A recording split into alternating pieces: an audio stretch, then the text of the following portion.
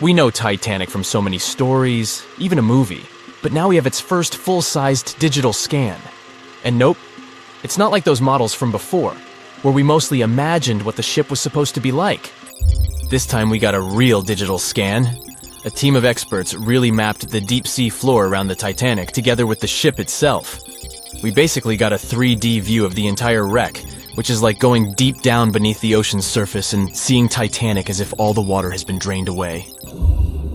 So, the story of the wreck started in 1985, 73 years after the Titanic went down. The explorer named Robert Ballard stumbled upon it somewhere between two submarines that also went down in that area. He was actually on a different task back then, so he didn't even have time to explore the ship properly. But as he was searching for the submarines, he realized how ocean currents affect sinking debris. He noticed the heaviest object sank quickly and left a trail of debris behind, the trail that followed the currents. Using this knowledge, Ballard made a hypothesis the Titanic had broken in two and left a debris trail as it sank. Before he found the wreck, everyone thought the ship just went down in one piece after hitting an iceberg. So everyone knew where the ship was so the adventure could start, or not. It was hard to explore it. The ship is enormous, and the dark depths of the ocean make it really difficult to capture its whole body in one go. So we mostly relied on glimpses of the decaying ship, and had to settle with teasing scattered parts of the whole picture and filling it up with speculations and stories. But in the summer of 2022, we finally got something different. A team of experts from Magellan Loaded, a company specializing in mapping the deep sea, teamed up with Atlantic Productions, who were making a documentary about the project. They embarked on a mission to capture the complete view of the Titanic. They used submersibles. Those are vehicles that go underwater, remotely controlled by a team of skilled explorers. These submersibles dove deep into the ocean. It wasn't an easy job. They spent over 200 hours collecting information about the entire length and breadth of the wreck. It was like a real-life treasure hunt. But instead of finding gold and jewels, they took something even more precious. Over 700,000 images of the Titanic from every angle possible. Yup, they took photos of every tiny part of the ship, even the not-so-interesting bits most of us would usually skip. Even mapping the muddy parts was an important part, because it helped fill in the gaps between the more exciting things they discovered. And this was a way for all of us to finally get a detailed 3D reconstruction. Even though it's been more than 100 years, you can still recognize the bow of the Titanic, covered in rust that hangs down like stalactites. On top of the bow is the boat deck, where a big hole gives us a glimpse into the empty space where the grand staircase once stood, like a window into the ship's glamorous past. Its stern is now a wild mess of twisted metal. As the Titanic went down, this part collapsed and spiraled into the seabed. The bow and the stern ended up separated by about 2,600 feet. There's a vast field of debris surrounding this giant, stuck on the seafloor. This debris is like a scattered treasure trove, full of intricate metalwork from the ship, statues, and even unopened champagne bottles. There are also personal belongings that went down together with the ship, like dozens of shoes resting across the seafloor. It was a tough task to do, go down and take all those pictures. It may not sound that hard at first, considering it was the vehicle that really immersed itself into such deep parts of the ocean, not the people. But studying the ocean is hard. We haven't explored, mapped, or even seen over 80% of it. The conditions are harsh, and the pressure becomes more intense the deeper you go. And their vehicle had to dive down to nearly 13,120 feet below the surface. That's like 12 Eiffel Towers stacked on top of each other.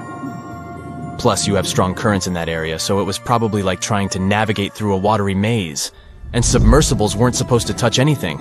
Even the slightest wrong step can damage the wreck that was already so fragile.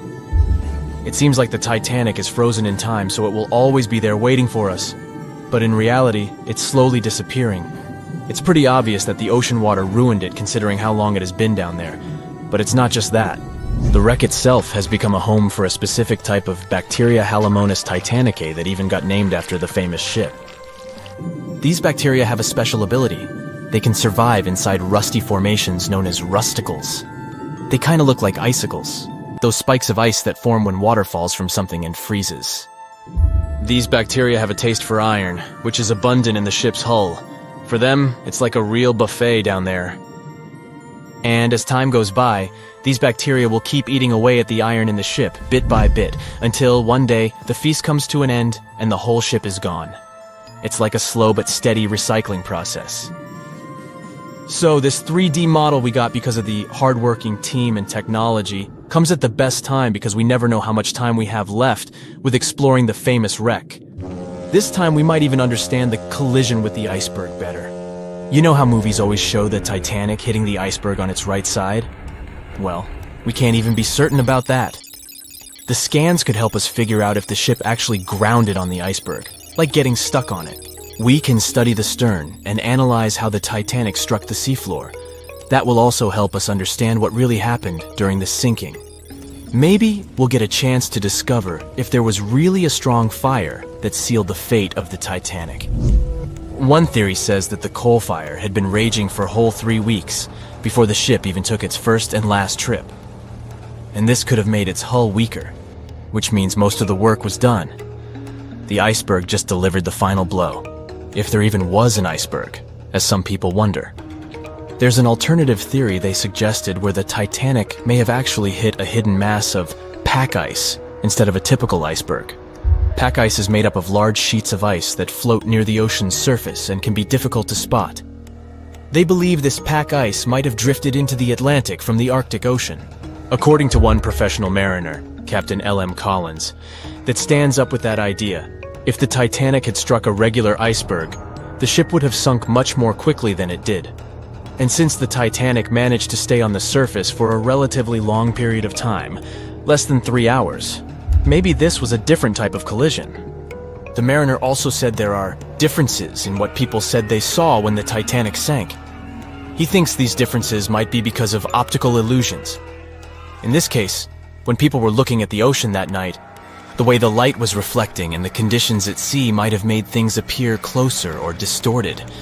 So when they saw something in the water, it might not have been exactly what they thought it was. Whether it was an iceberg or something else. Binoculars might have helped the crew members to spot the potential danger, but unfortunately, they didn't have any. It appears they were locked inside a cabinet, and no one knew where the key was.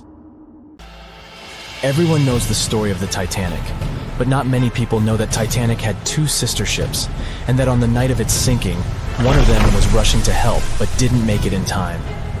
Bad luck seemed to follow the trio of ships, but each one of them had glorious moments that live in the minds of those who sailed in them. Keep on watching to discover a story of awe, ingenuity, and ill fate. And don't forget to click the subscribe button and turn notifications on to join us on the bright side of life. You know how the iceberg hit the Titanic, how the band played to the end, and how the whole tragedy unfolded, but before it happened, it would have seemed an impossibility for such a ship to meet the end it did. None of that could have been foreseen by White Star Line, the company who built the Titanic, who had high hopes for what the unsinkable ship and its sister ships, the Britannic and the Olympic, would accomplish. The Olympic was the first of the trio to make sail on June 11, 1911, heading towards New York. The sheer size of it would wow the crowds. The Olympic's maiden voyage went without incident, and a crowd of 8,000 people in New York got to explore its luxurious accommodations while it was docked there. There were high expectations for the massive ship, but just around 2 months later, the Olympic crashed with the HMS Hawk. The Hawk got the brunt of the damage, as the bow was left flat as a pancake. After the crash, the Olympic made its way slowly back to Belfast, where the Titanic was being constructed. On the dock, people could see the 2 enormous ships side by side, as parts of the Titanic were used to put the Olympic back in shape. A rare sight to behold. And on April 14, 1912, the Titanic hit an iceberg, and minutes later, the crew radioed nearby ships for help. That night, the Olympic was returning from New York when it received the distress signal. The ship turned around and rushed at full speed towards the Titanic, but they were so far away that they would have arrived next night. At some point during the early hours of April 15, 1912, the crew of the Olympic decided they wouldn't make it in time and stopped course. The survivors of the Titanic were eventually rescued by the Carpathia.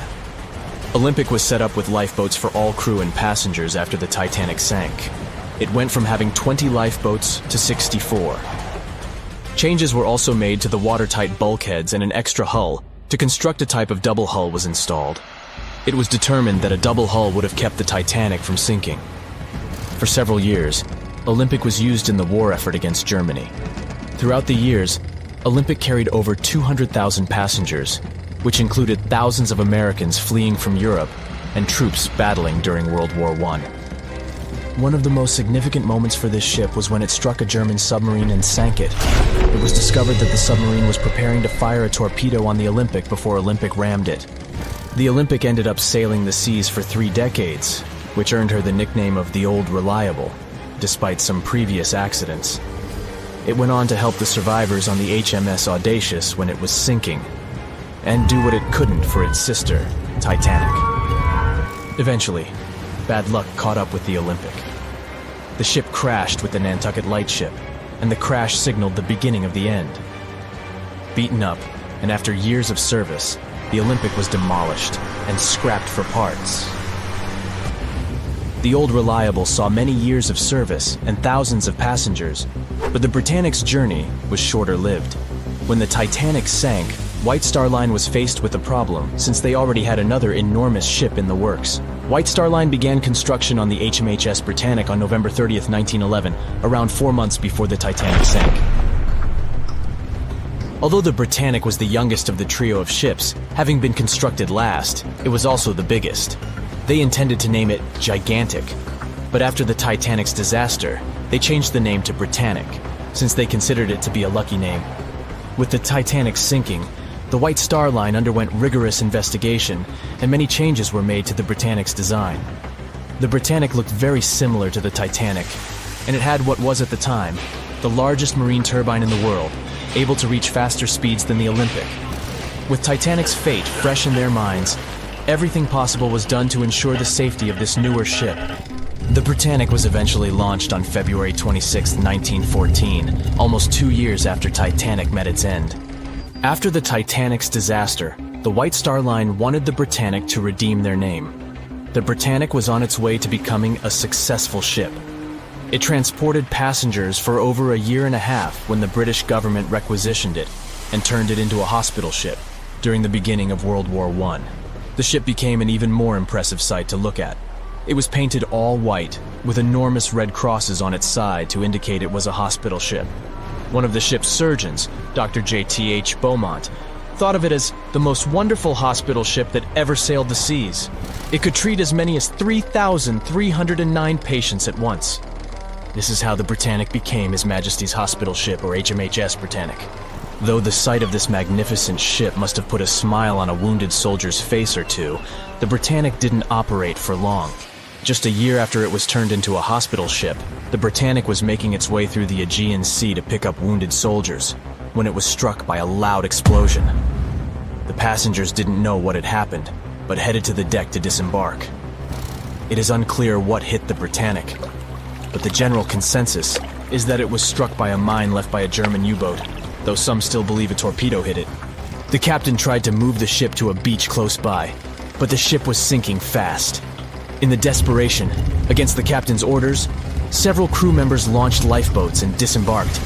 But since the ship was moving and the propellers working, the lifeboats were sucked and destroyed by the propellers.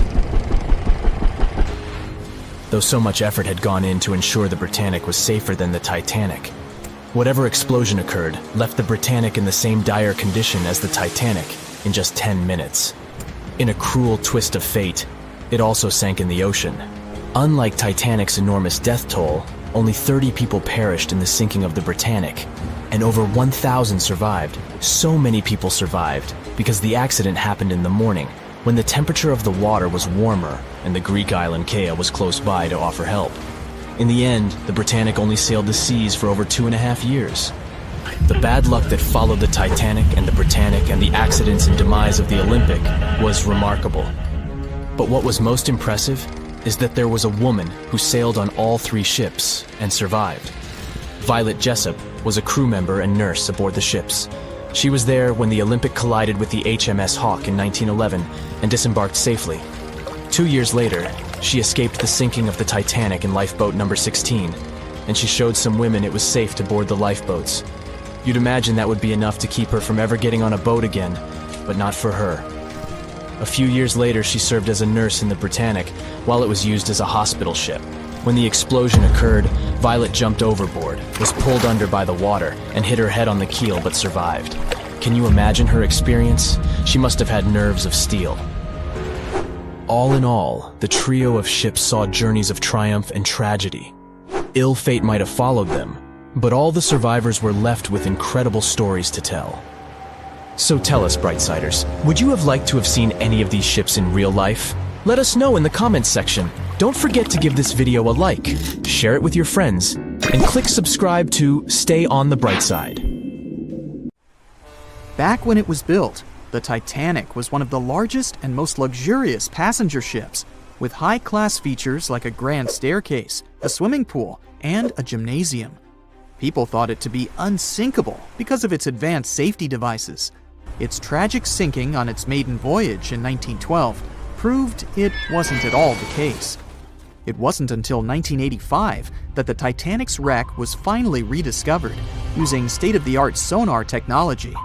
Ever since, thousands of items have been recovered from the Titanic, many of them being put on display or sold for auction.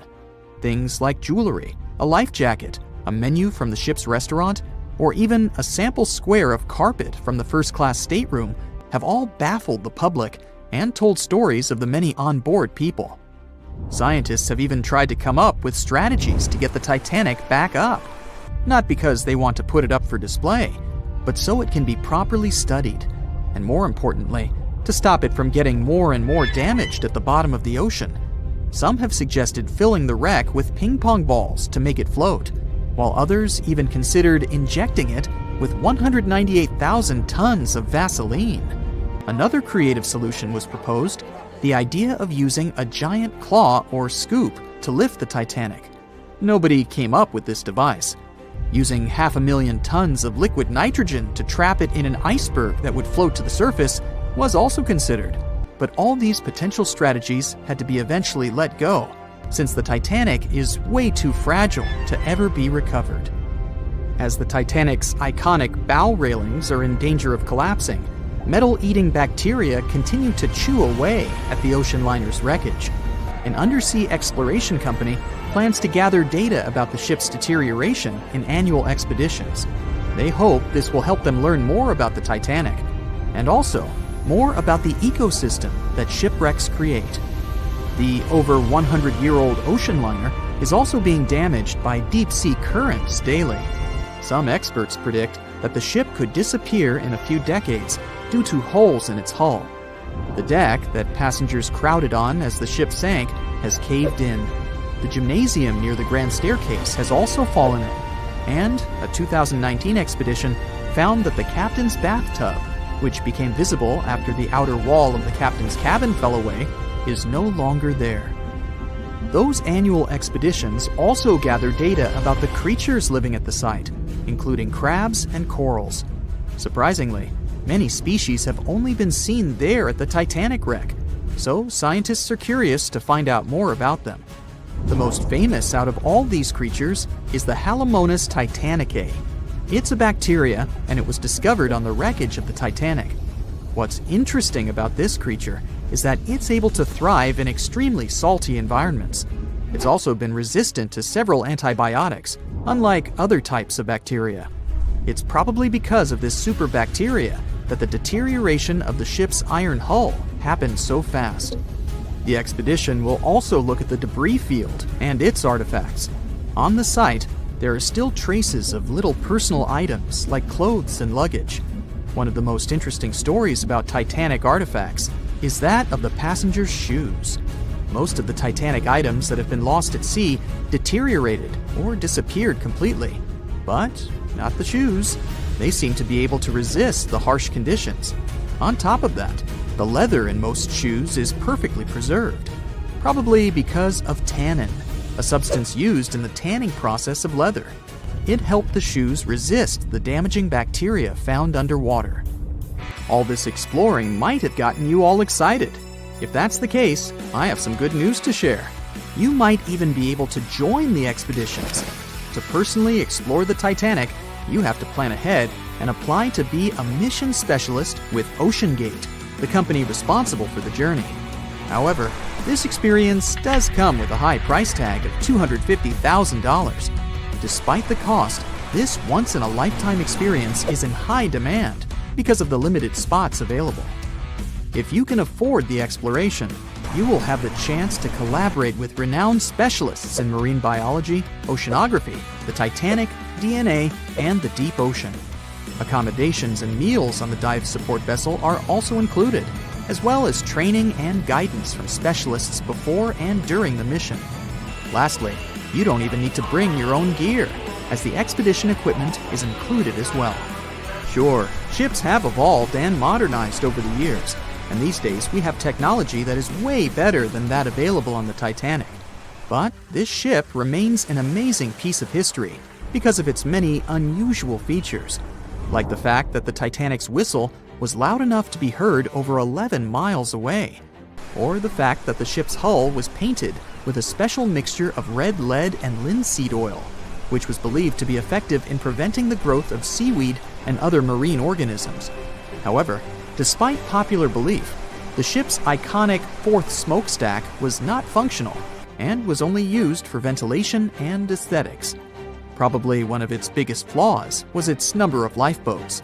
Despite its size and luxury, the Titanic only had 20 lifeboats on board, which were not enough to save all of its passengers and crew once it hit the iceberg. The Titanic may be the most famous shipwreck, but it's not the only one. The fleet of Kublai Khan tells a similar story. This one was a large naval force commissioned by the Mongol ruler Kublai Khan in the 13th century. The fleet was intended to travel to Japan and establish the Mongols as powerful rulers in the region. However, in 1281, the fleet was supposedly caught in bad weather and was seriously damaged, with many ships being destroyed. Legend has it that the fleet was torn down by a massive typhoon that came to be known as the kamikaze, or divine wind. This strong storm was believed to have been sent by the higher spirits to protect Japan from the Mongols. The truth about its disappearance remains a mystery to this day. However, the wreckage of the fleet, or parts of it, appears to have been discovered in the 1980s by Asian archaeologists. They dug across the site and studied the remains of the ships at a location near Imari Bay. The shipwreck is, to this day, considered to be an important archaeological discovery. That's because it informed us how well prepared the Mongols were back in the day in terms of their ships. Another tragic story is that of the RMS Empress of Ireland. This was a British passenger ship that operated until May of 1914. This is when the ship was sailing from Quebec City to Liverpool, but it ran into the Norwegian collier SS Storstad in the fog off the coast of Rimouski, Quebec. The collision caused a large hole in the side of the Empress of Ireland, and the ship began to quickly take on water and sink. The crew and passengers were caught off guard, and many were unable to evacuate in time. In total, 1,012 people were lost in the disaster, making it one of the worst maritime collisions in Canadian history. Rescue efforts were hampered by poor visibility and the fact that many of the lifeboats were damaged or unusable. Only 465 people survived the sinking, and many of them were rescued by the Storstad, which had remained in the area despite its damage. The sinking of the Empress of Ireland was a national tragedy in Canada, and it led to changes in maritime safety regulations and the establishment of a Coast Guard. The ship still lies at the bottom of the St. Lawrence River, where it has become a popular dive site for enthusiasts.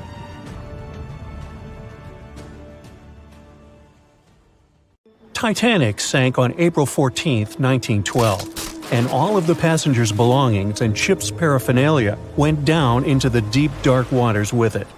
These objects patiently waited to be discovered until 1985. Titanic sank fast, and there seemed to be almost nothing left from the ship. Yet divers in small submarines managed to retrieve plenty of artifacts from the wreckage. If you wonder what those surprising items look like, hey, join me. A number of museums have collections of Titanic items rescued by divers or donated by survivors and their relatives. And some of those items are even sold at auction. So if you're ready to spend a pretty penny on an exclusive artifact, Hey, why not? The first artifact on my list is a pocket watch belonging to a Titanic passenger, John Chapman. John and his wife Elizabeth were on their honeymoon. When the ship hit the iceberg, Elizabeth was offered a seat on a lifeboat next to her friend Emily Richards. There was a problem, though. Mr. Chapman couldn't enter the lifeboat. Elizabeth turned to her friend Emily and said, "Farewell. If John can't go, I won't go either." Now, that's what I call true love. After a short time, the ship went under. If we step back and return to Chapman's pocket watch, we'll notice one more heartbreaking detail. Experts believe the watch stopped around the time the ship finally submerged. Do you remember the iconic scene in the Titanic movie where the ship's band continued to play while the ship was sinking? The violin, played by the real musician, was sold in an auction for $1.7 million in 2013. They say the band played Nearer My God to Thee as the ocean liner sank. Since we started talking about the band, we might as well shed light on a piece of music found on the ship. It was the song Put Your Arms Around Me, Honey. Considering the fact that paper gets ruined almost instantly when it meets with water, it's a miracle to see those documents. Another saved paper document is the lunch menu. The first-class passengers wore their beautiful dresses and enjoyed their meals without knowing that it was their last lunch. This unique item was auctioned for $122,000. Meals were offered based on class. For instance, a first-class passenger would eat roasted turkey with cranberry sauce, spring lamb, or baked haddock. In comparison, a third-class lunch consists of stuff like rice soup, fresh bread, roast beef, and brown gravy. There were also cabin biscuits, which the passengers would eat to diminish seasickness. It wasn't just the menu. A VIP ticket was also retrieved. The ticket number is still readable, 1342. Number 5 is Edwardian perfume samples. A chemist named Adolf Saalfeld stepped onto the Titanic with various perfume bottle samples. Why did he bring these samples with him? Well, Saalfeld planned to open a fragrance store in America. 61 vials of perfume sank with the ship. Luckily, their owner managed to survive and get there safely, but his samples sank and were only rediscovered some time ago by the divers. When we accidentally drop a plate, it usually shatters into pieces. Now, there's a question. Do you think an unbroken plate can be recovered from Titanic? The answer is yes. Original White Star tableware is proof. Apparently, each class of passengers didn't just get different meals, but was also served with different types of plates. The retrieved plates have a green and brown floral motif. The edges have a gold rim, and there's a logo in the center. By the way, they're sold at auction, and you can find them online. Let's carry on with touching personal stories. The love story of Rose and Jack that we see in the movie is fictional, but the ship surely witnessed many romantic tales.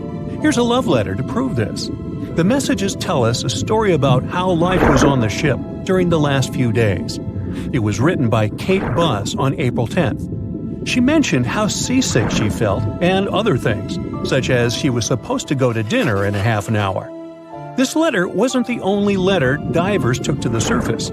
For example, there's the letter Esther Hart wrote to her little daughter Ava. It was sold at auction for £119,000. This letter is probably the last letter written on board, since it was completed only 8 hours before the tragedy.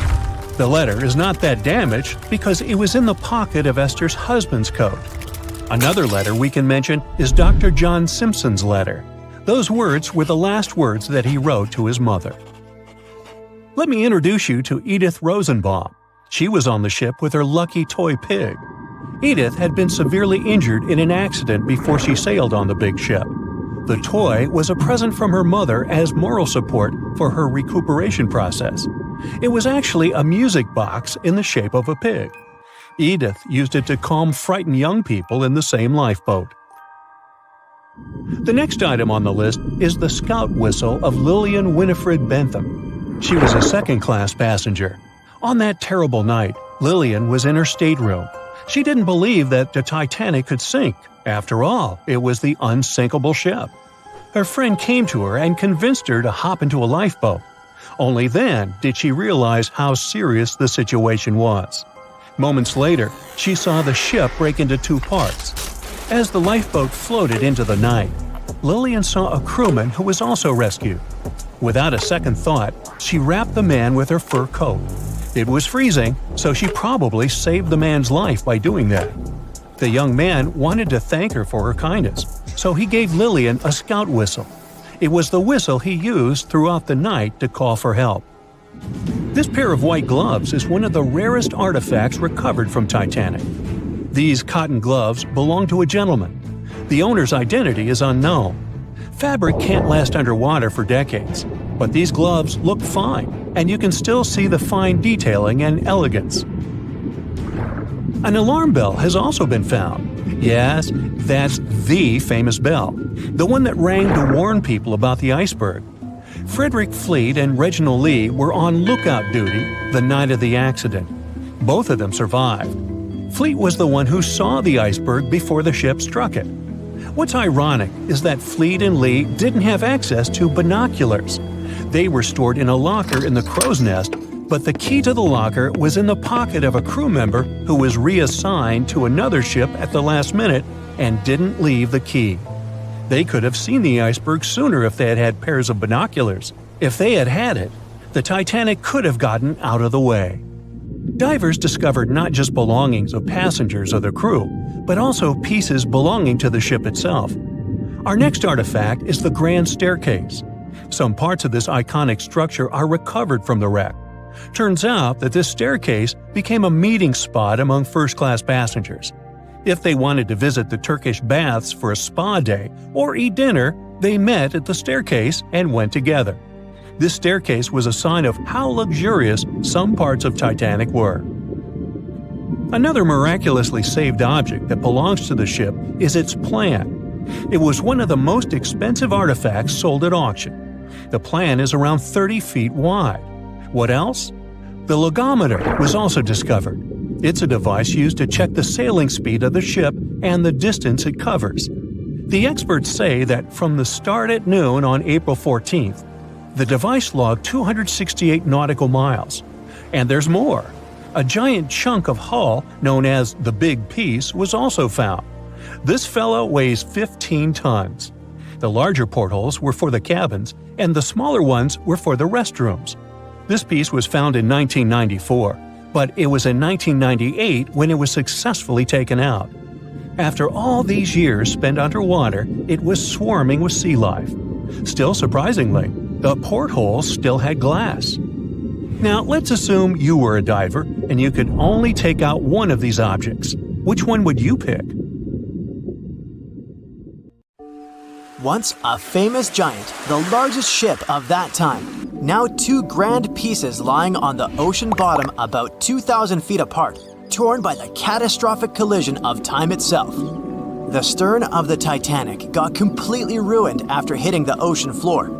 But you can still recognize the bow since many interiors were left preserved. There's a type of bacteria found on the ship's rusticles. A rusticle is this brownish formation of rust. It occurs deep underwater when the wrought iron the ship is made of oxidizes. It means the bacteria eat the iron of the Titanic's hull, piece by piece. And it seems they might finish their snack by 2030, way sooner than when anyone would expect the wreck to be gone forever. You may think it would probably be easier to take the wreck out of the water so that we got to keep it, but it would fall apart if anyone tried to do that. It's been in the water for more than 110 years now, and is now so rusty that no one would be able to reconstruct some parts even if we managed to get the ship out of the ocean depths. What do you think? Could any of about 700 people that had survived the sinking of the Titanic hear it hit the ocean bottom? The largest ship that had ever been made till then disappeared literally before their eyes after all. But sound most likely wouldn't have traveled from water to air. We can't hear that well in water because our bodies are not designed to hear in such environments. And although passengers were close to the sinking site, the Titanic still hit the bottom a long distance away, 12,500 feet. There are so many underwater landslides and earthquakes we cannot hear, and they make way more noise than a single ship slamming into the ocean floor. Most vibrations and sounds must have dispersed over a large area. Also, the downblast of water, which many believe hit the Titanic after it had touched the bottom of the ocean, would have pushed back the majority of the potential acoustic vibrations. Plus, the bottom of the ocean is not hard enough to produce such loud noises. Many survivors said they had heard terrifying noises as the Titanic was breaking apart, but none mentioned hearing anything after the ship disappeared below the surface of the water. Some survivors shared how chaotic it was when passengers, mainly women and children, were getting into lifeboats. There weren't enough boats, and still, some of them weren't even filled to their full capacity. No one knew how to react properly in such a situation. The lifeboat drill had been scheduled for the morning before the Titanic hit the iceberg, but for some reason, it got canceled. A giant ocean liner everyone believes is unsinkable takes a trip across the ocean. On its way, it strikes an iceberg and sinks. Yeah, we all know how the story goes. But what's scary is that it's also the plot of The Wreck of the Titan, a novel published in 1898, 14 years before the Titanic went to the ocean bottom or was even constructed. In the novel, the Titan, what a scarily accurate name too, didn't have enough life jackets, vests, and lifeboats for all the passengers on board. It was also the largest ship of that time, almost identical in size to the Titanic, and both the Titan and Titanic sank in April. Dorothy Gibson was an American silent film actress. She was also one of the Titanic passengers. She survived the catastrophe. Right after she came to New York, she started filming Saved from the Titanic. The film was released only 1 month after the ship sank. Dorothy was even wearing the same shoes and clothes she had worn when she had actually been on the ship. The movie was successful, but it got destroyed in a fire, so it only exists in memories, like Jack Dawson. Titanic wasn't all alone in the restless waves of the cold ocean near the iceberg it struck. The SS Californian was relatively close. Their radio was shut off for that night though. At one moment, the crew members noticed mysterious lights in the sky. They immediately went to wake their captain up to tell him, but he issued no orders. Some believed it was just fireworks. They never realized it was actually a call for help. The flares crew members of the Titanic sent off to the sky, hoping someone would notice. By the time the SS Californian got the SOS message, it was already too late. Some say a full moon may have been the reason the iceberg crossed paths with the gigantic ship. A full moon may have caused incredibly strong tides that eventually sent multiple icebergs southward, right when the Titanic was crossing that area. Would you dare to taste cheese from the Titanic? The wreck has been under the ocean surface for more than 100 years now. It took more than 70 years to find it. By that time, most of the food that had gone down together with the ship had, of course, spoiled. But it's possible there's still some of it left. Some foods are protected from decay. For example, cheese. The microbes that turn milk into cheese create special conditions to protect the product from spoiling. Multiple things have survived the Titanic. A handwritten letter where a mother and a daughter wrote to the girl's grandma about the amazing journey they were on together. The letter has been around for more than 100 years and got sold at an auction. A battered pair of white cotton gloves was found in the wreck. Musicians on the Titanic played till the very last moment. Sheet music and one violin were found among the wreckage. The bell one of the crew members rang 3 times to warn there was a very close iceberg on their way. A pocket watch that stopped at 1:45 a.m., the time when the ship went under the water. Perhaps one person could have changed what happened on the Titanic. David Blair was a pretty lucky man. He was supposed to take the spot of the second officer of the Titanic. He was pulled out at the last moment, which eventually saved his life. It was a great thing for him, but something clouded his joy. What if he was the only person who could have done something to save the ship and the passengers? Back in the day, ships didn't have smart advanced technology like they do today. They couldn't see a threat on the horizon. Binoculars were pretty helpful, but the crew members on the Titanic didn't have access to the room where they were kept. David Blair was the man responsible for the keys. He left the ship in a hurry and forgot to hand over the keys that were in his pocket. Maybe if the crew members had had access to the binoculars, they would have seen the iceberg on time and had enough time to change course. It's possible that the giant iceberg that sent the Titanic to the ocean bottom was made of snow that had fallen in southwest Greenland. Scientists even used a computer model to calculate the paths the iceberg took in any given year, taking into consideration ocean currents and weather readings for that year. It's possible that the iceberg was 1,700 feet long, with a weight of around 75 tons. By the time it collided with the Titanic, it had dwindled down to only 1.5 tons. Violet Constance Jessup was, as many called her, Miss Unsinkable. She was only 24 years old when she joined the Titanic crew as a stewardess. On the tragic night when the ship struck the iceberg, she was lying in bed. As soon as she heard that something was going on, she got dressed and quickly went to the deck. Violet helped passengers get into lifeboats. 4 years later, she was on the Britannic, the Titanic's sister ship. Once again, the ship started sinking. Not only did the woman survive another accident, but she was also once again the one helping other people to escape the vessel before it disappeared below the surface. No one could ever have imagined that the unsinkable Titanic would collide with an iceberg, except for one man, William Thomas Stead.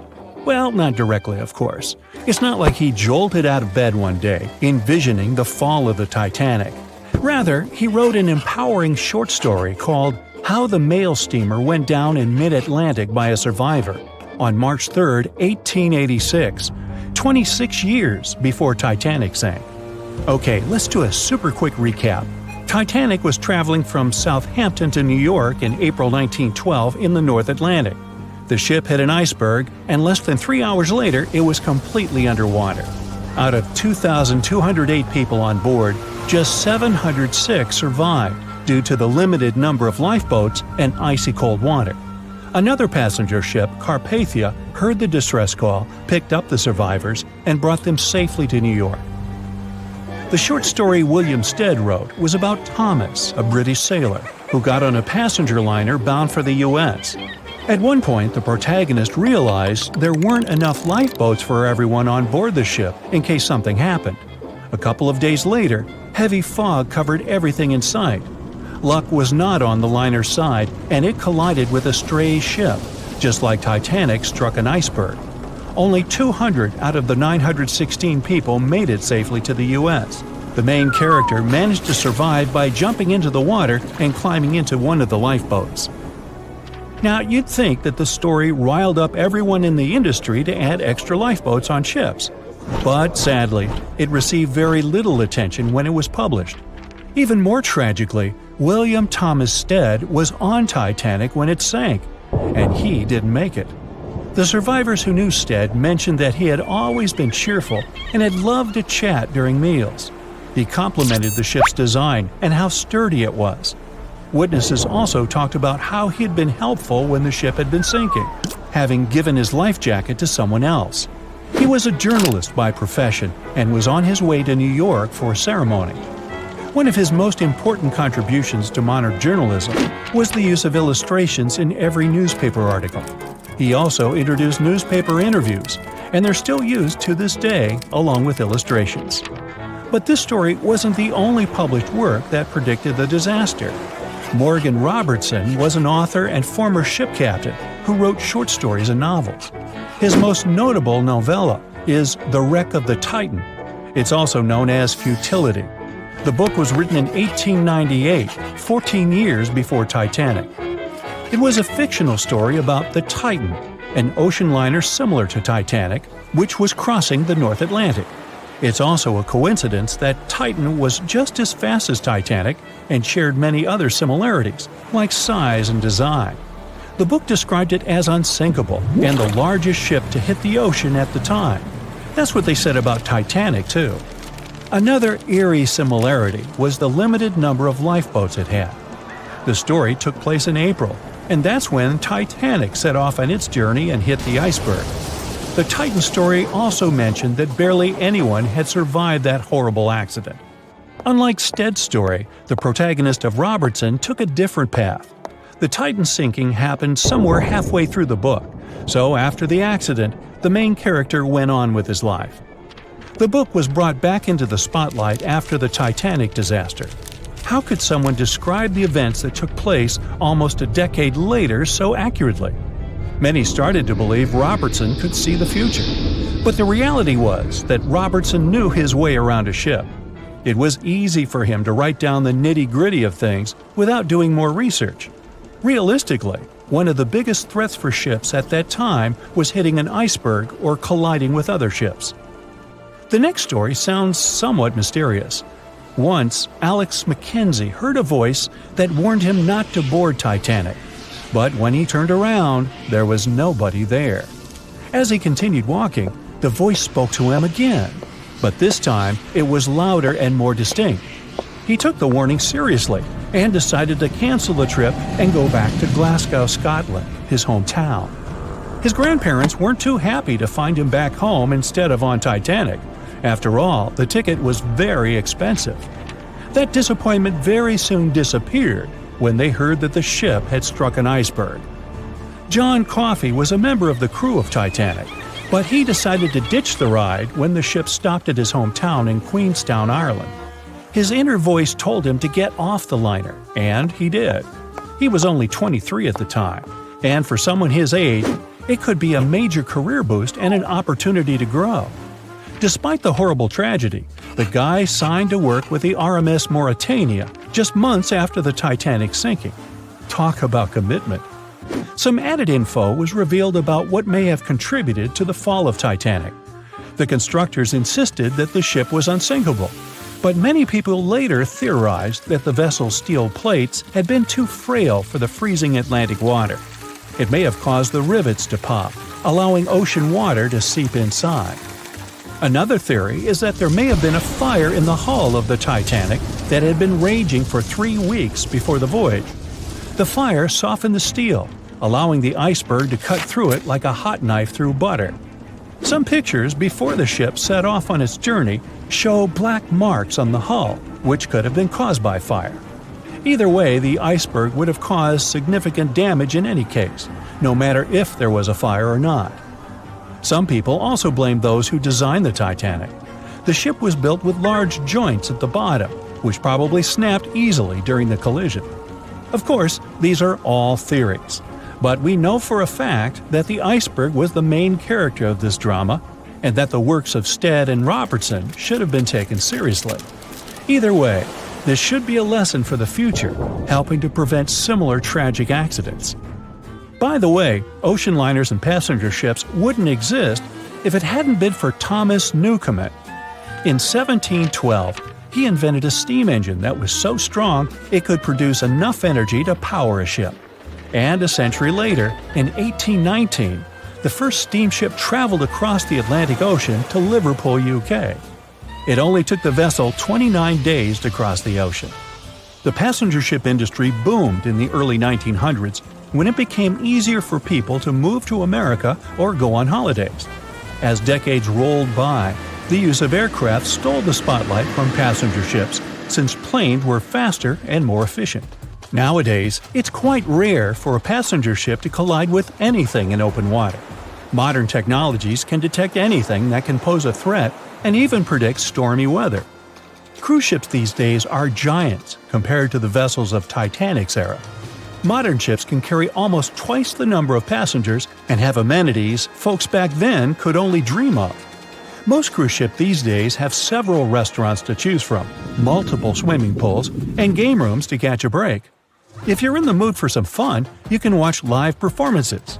Don't forget about the helicopter pad, because why not? Don't worry if you start feeling unwell. The in-house doctors are always there to help any passenger in need. And these ships are only going to get bigger. Putting Titanic and a modern cruise ship side by side is like comparing a Corgi to a Doberman. Back then, Titanic was the biggest and most cutting-edge vessel anyone could dream of. So, who knows what the future of cruise ships can hold? We might even have entire cities floating around. That would be a really big boat. They were on their way to the New World when a rendezvous with an iceberg crushed all of their dreams and hopes. There was panic and tears and heartbreaking goodbyes, like that of Jack and Rose. Or was there? Let's see how well you know the real story of Titanic. The love story of Jack Dawson and Rose DeWitt Bukater was inspired by true events. What do you say? Is it a myth or a fact?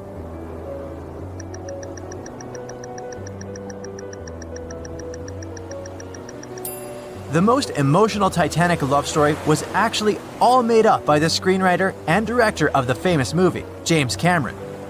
Some passengers featured in the movie were real though, and by a mere coincidence, there was a J. Dawson on board.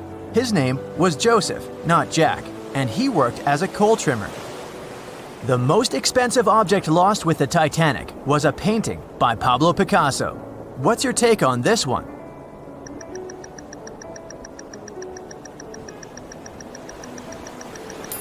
It's a myth. Another one given to us by the famous movie.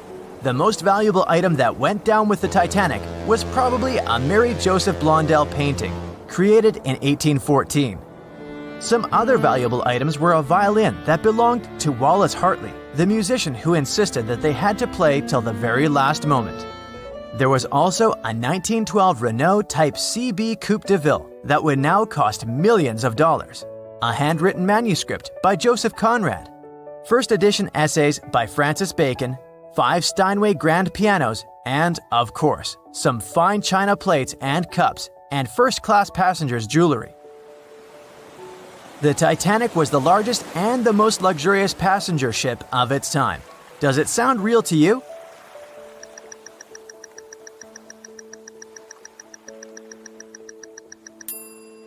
Yep, it's totally true. In April 1912, the Titanic was the largest ship ever built. It was 882 feet long and had a maximum passenger capacity of 2,435 people. That's not a lot compared to the largest cruise ship of today, the Symphony of the Seas. It's just a bit longer than the Titanic, but has more than double the passenger numbers. And yes, no other cruise liner has probably beaten the Titanic in terms of luxury to this day. It costs more than $200 million to build in today's money. The tickets were also quite expensive. Duh! First-class tickets ranged in price from $1,700 in today's money for a berth up to $50,000 for one of the 2 parlor suites. Second-class tickets were $700. Third-class passengers had to pay between $170 to $460. Most of the passengers of the unsinkable ship managed to survive.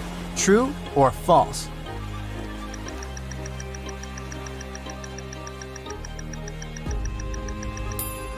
Sadly, it's false. Only 37% of all the passengers actually survived the meeting with the Titanic. Around 61% of the first-class passengers, 42% of the second-class passengers, and 24% of the third-class passengers made it out alive. The Titanic was passing through the Bermuda Triangle when things went wrong, and that's probably why it sunk. What do you say, myth or reality?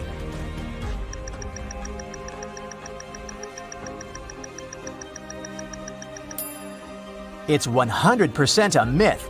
The Titanic never even came close to the Bermuda Triangle.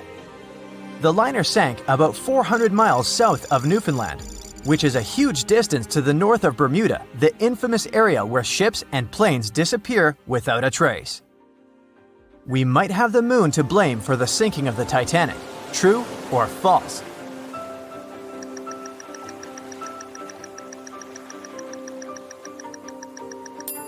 This one is true. The moon heavily affects the tides on Earth. The closer the moon is to the Earth, the stronger the tides are because of the increasing gravity of our satellite.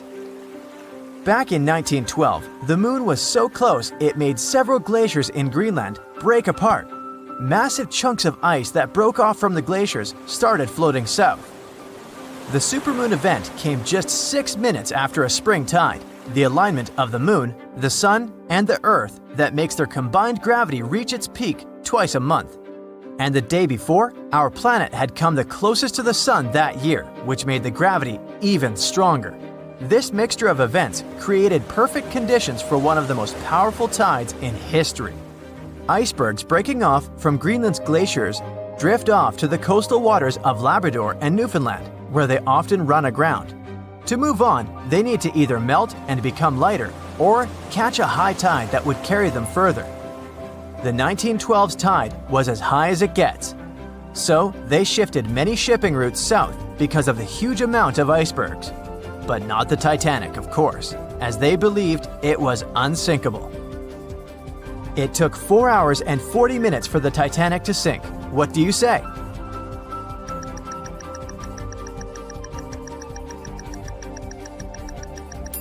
It's false, and if you're a Titanic expert, you definitely know it was actually 2 hours and 40 minutes.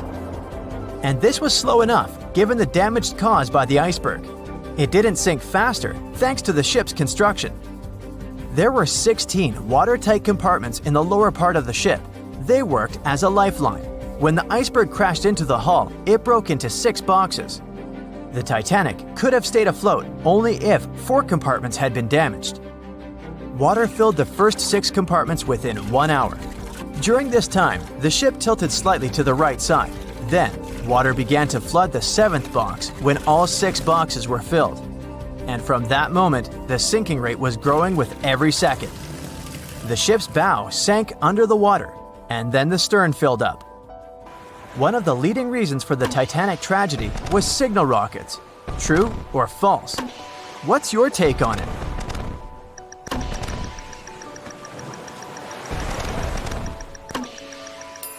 This one is true. When any ship sinks, the crew members must release red flares.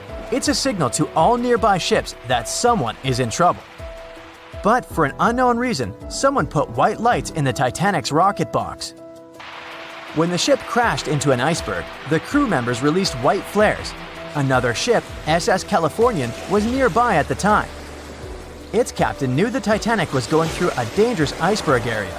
The crew of this ship didn't see the Titanic in the dark, but they noticed white rockets. Radio communication between the vessels didn't work. The SS Californian operator turned off the receiver. The Californian captain felt that something was wrong, so he sent a Morse lamp signal to the Titanic. But it was too late.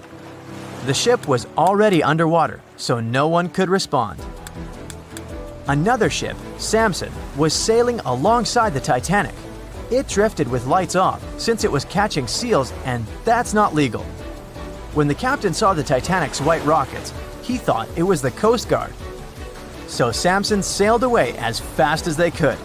They realized they had abandoned the drowning passengers once they made it to Iceland and learned the horrible news. In 1996, one expedition managed to raise the Titanic from the ocean floor. Do you believe it?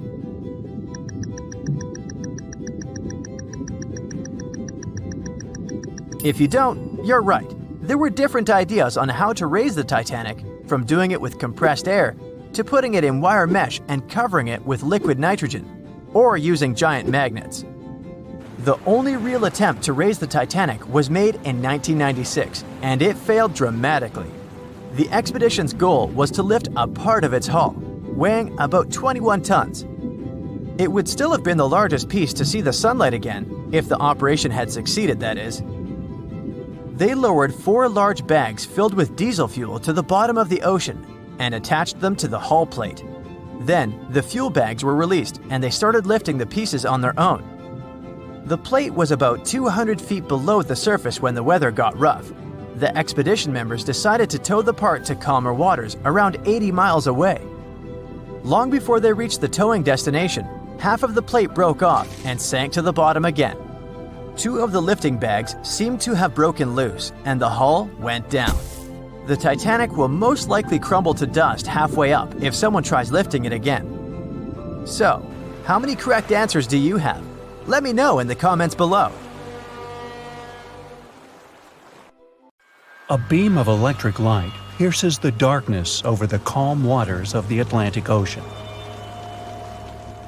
The Titanic is quietly making its way through the waves, its passengers asleep, when suddenly a monstrous white shape is caught in the light beam. The fateful iceberg is about to rend the side of the legendary ship.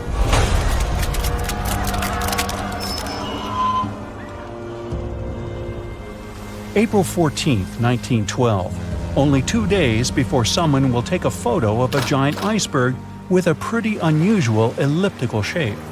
It turns out that this iceberg most likely formed out of snow that fell 100,000 years ago. Researchers used computer modeling to figure out its origin. They used data from 1912 and added some new information about winds and ocean currents. They concluded that the iceberg was probably a part of a small cluster of glaciers in southwest Greenland. These days, it's possible to calculate the routes of such icebergs in any given year in the past. So the infamous chunk of ice was on its way from Greenland to an area further south from Cornwall. If the ship had passed through that region only 2 days later, the iceberg would have moved far away from the point where they met. At first, the weight of the most well-known iceberg in the world was 75 million tons. With time, it started to slowly melt away. And when it sank the Titanic, its weight was only 1.5 million tons. By the time of the collision, it had probably been melting for months, but it was still a true monster. When the Titanic sank, the iceberg was 400 feet long, and more than 100 feet of its surface was above the water. Some people believe it was a supermoon that caused the Titanic to sink. That night, there was a rare lunar event. It hadn't happened for 1,400 years. In normal conditions, the iceberg wouldn't have traveled so far south without melting and losing the largest part of its mass. But the supermoon could have been the reason for an unusually high tide that pulled the iceberg away from the glacier way faster than usual. There's a specific type of bacteria that slowly consumes the remains of the Titanic. Salt corrosion, ocean currents, freezing temperatures, plus this rust-eating microorganism might consume the entire wreckage. American actress Dorothy Gibson was aboard the Titanic. She survived, and when she arrived in New York, she started filming a movie called Saved from the Titanic almost right away. The movie was released only a month after the Titanic sank, and in the movie, she even wore the same shoes and clothes she had during the actual disaster. The movie was a big success at that time, but the only known copy was destroyed in a fire. 14 years before the Titanic sank, a novella called Futility had been published, and it seemed to have predicted the whole event. The plot centered around a fictional ship called the Titan that sank during its voyage. The Titan was almost the same size as Titanic, and they both went to the bottom in April. The reason was hitting an iceberg, too.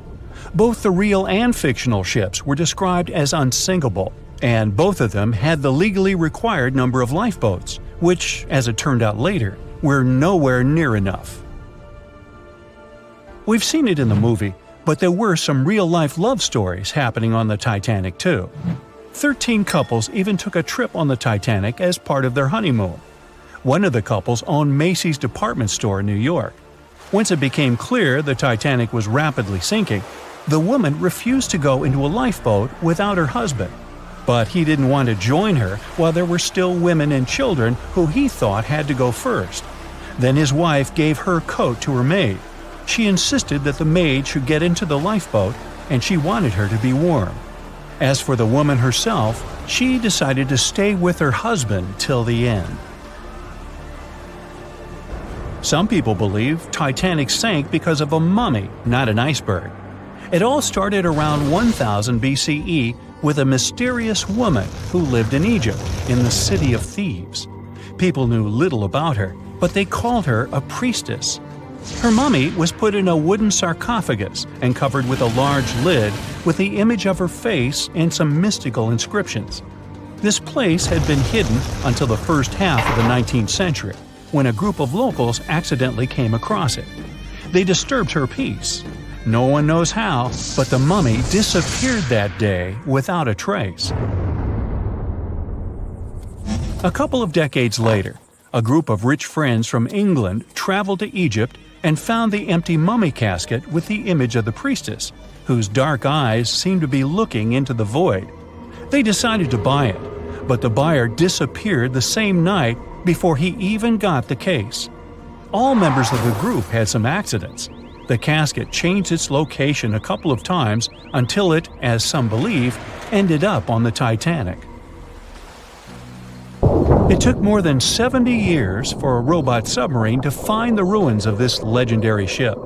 The wreck lies nearly 13,000 feet under the surface of the Atlantic Ocean, split into two halves. Why did the liner break apart? No one knows exactly. Some think it happened because of the water that got inside when the ship collided with the iceberg. The pressure was so powerful it separated two parts of the vessel, starting with the ship's bottom structure. Others say it was because of the hull rivets. They had a high concentration of slag or smelting residue, and that's something that can cause the metal to split apart. The ship generally had many flaws, starting with the design. The watertight bulkheads weren't completely sealed on top.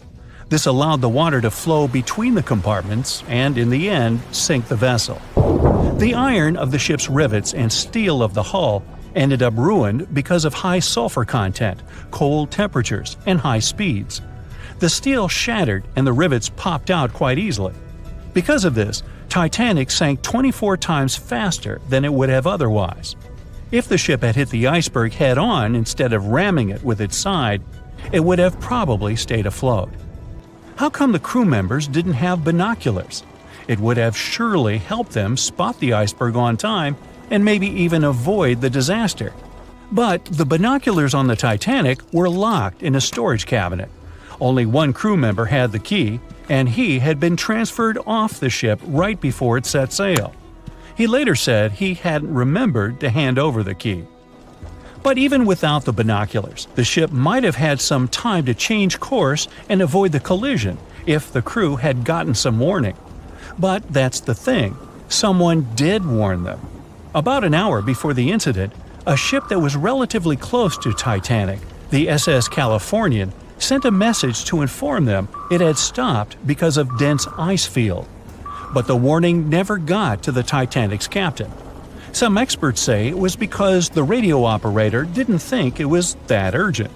And later, the SS Californian said they didn't get a call for help from the Titanic because their radio operator was off duty. Some say the crew on the Titanic couldn't spot the iceberg on time because of an optical illusion. Atmospheric conditions that night probably caused super refraction, which could have camouflaged the berg. After all, no one actually saw the iceberg until it was too close to the ship to somehow avoid the crash. Not even a whole minute passed between the moment they saw the iceberg and the collision. It was only 37 seconds, and it took Titanic 2 hours and 40 minutes to disappear below the ocean's waves.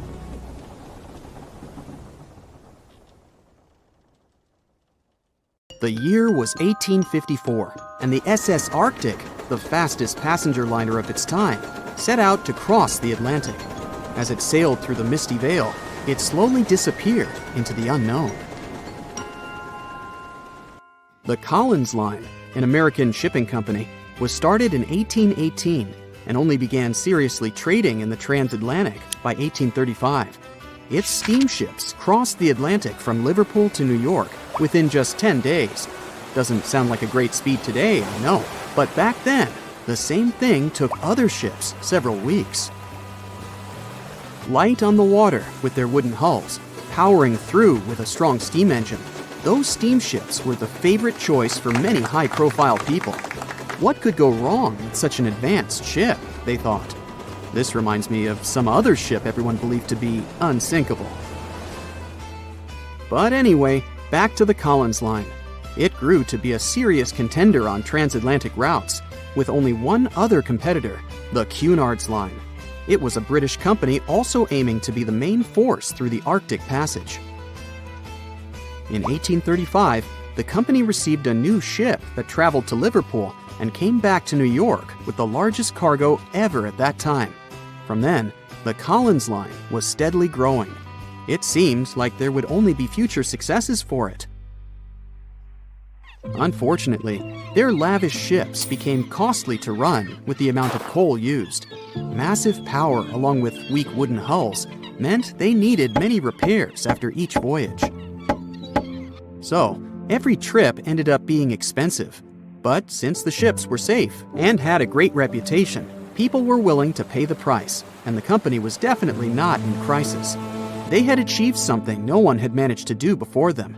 Like I told you, their ships crossed the Atlantic in a whopping 10 days, and Edward Collins, the owner, was very determined to maintain the pace. Their 5 ships easily outran the Cunard's line of only 3. With this great praise, it provided more attention. Though the Cunard's ships were slower with their iron hulls, they believed there was still profit, regardless of how slowly they sailed. Among Collins' ships, the Arctic, the third of them to be launched, was the largest, reaching 284 feet long, with 2 side-lever steam engines, each with 1,000 horsepower. The paddle wheels made 16 revolutions a minute when at full speed. At the time of its launch, the press called it the most stupendous vessel ever constructed in the United States. But glamour and fame couldn't avoid what would come next.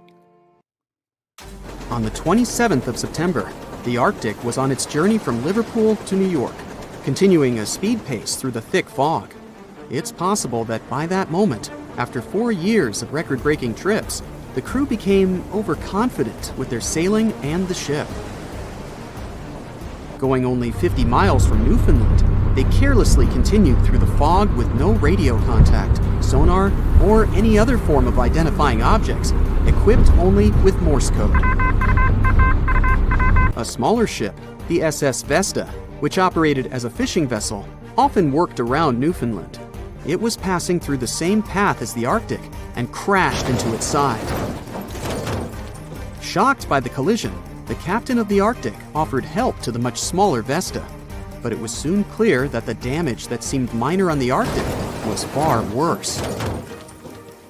Beneath the waterline, a hole was letting water into the hull. The cost of the much faster wooden hull now seemed less valuable. They steered toward land, trying to plug the holes, but they weren't doing so well, and the seawater continued to pour in, filling up higher and pushing the ship down. And finally, once the engine room was full, it put out the boilers, taking away the massive power the Arctic was once legendary for. They moved slowly until coming to a complete stop. The ship continued to sink, and the order was to abandon it. At the time, maritime law allowed for the Arctic to carry only 6 lifeboats, only capable of saving 180 people. The crew and some of the passengers managed to push their way aboard and took most of the seats on those boats. Things were pretty wild, and everyone forgot about their manners, not letting the ladies and the youngest ones board first. It took 4 hours for the Arctic to sink. 150 crew and 250 passengers were on board. Those that weren't able to find a lifeboat made a desperate attempt to build their own rafts from parts of the ship. 2 days later, only 3 boats made it safely to the shore. The other 3 were never found. Believe it or not, the rescue party also saved some people that had been clinging to the wreckage for 2 days. Unlike the crew, the captain went down with the Arctic, but amazingly survived. He would be only one of 85 people that made it, out of the 400 on board. When the news arrived 2 weeks later, the public responded with great sadness to the losses. Great anger soon followed towards the poor safety measures in the crew. The press published demands to change the laws for more lifeboats. It only made sense to have enough for every person on board a ship. But they ignored those requests. This neglect would lead to more disasters in the future. Enough lifeboats would only come into maritime law some 60 years later, after the disaster of the Titanic. Edward Collins' wife and 2 children were also aboard the ship and didn't return. He was heartbroken but didn't stop running his business. The Collins Line still had a reputation to uphold, the biggest, fastest, and most luxurious on the Atlantic. Edward Collins would now build an even better ship than any other. It was named the Adriatic, and it was the largest ship in the world, 354 feet long. With 2 alternating steam engines that had never been built of this size. These steam engines at the time were at the height of engineering, though today you can only see them in models and toys. With the new addition of 2 masts, the Adriatic would also be able to sail if needed. Luckily, they made some lessons from the disaster of the Arctic. But before their new ship, the Adriatic, was built, another disaster had occurred. The sister ship of the Arctic had also sunk. They believed this second ship was desperate to stay in front of the Cunard's line and hit an iceberg somewhere during the race. This weird contest took the lives of 141 people. The desperation of Collins and his weakly built hulls pushed the company towards bankruptcy in 1858. The newly built Adriatic, costing over $1 million, had only made 1 voyage in the end. And even that voyage was considered a disaster. The ship collided with a tugboat. It still managed to finish its maiden voyage at a suitable time. After the company had gone bankrupt, they had to sell the ship for only $50,000. They removed the great giant engines, replacing them with only sails. Although it was once the greatest ship on the high seas, it was only 30 years later until it was abandoned, labeled irreparable, and anchored in a river. The other remaining ships were also sold and only used for parts. Edward Collins left the industry altogether, seeking work on dry land instead. As the Collins Line was no longer in the mix, the Cunards would grow in strength. Without competition, they would win the Blue Ribbon for the next 30 years, and 180 years later, after producing hundreds of ships. They still have a constant presence on the seas as they provide transatlantic crossings, world voyages, and leisure cruises. To this day, the Cunard Line is the only one to run ships between Europe and America, and it's great proof that it's not always the fastest that's the best. Staying in the water that's 70 degrees Fahrenheit for a long time definitely won't do your health any good. A water temperature of 50 degrees Fahrenheit is a nightmare. It feels much colder than the air of the same temperature. The passengers of the Titanic were in 28 degrees Fahrenheit water. Can you imagine how cold it was? Even the iceberg that the Titanic met was warmer. The water didn't freeze because of the high salt content. But what if the temperature had been higher? What if the Titanic had sunk in warm water, say 120 degrees Fahrenheit? Theoretically, this could have happened had the waters of the North Atlantic met a warm undercurrent from the southern part of the ocean on disaster day. But this heat wouldn't have been enough. The ocean area is too vast, and the temperature is too low at night. The warm undercurrent alone wouldn't have made a difference for people who were overboard. But if the Titanic had sunk in another place at one particular moment, perhaps then all people could have been saved, thanks to an incredible natural phenomenon. Now, on board everybody, our voyage to a parallel universe begins. It's a moonless night on April 14th through 15th.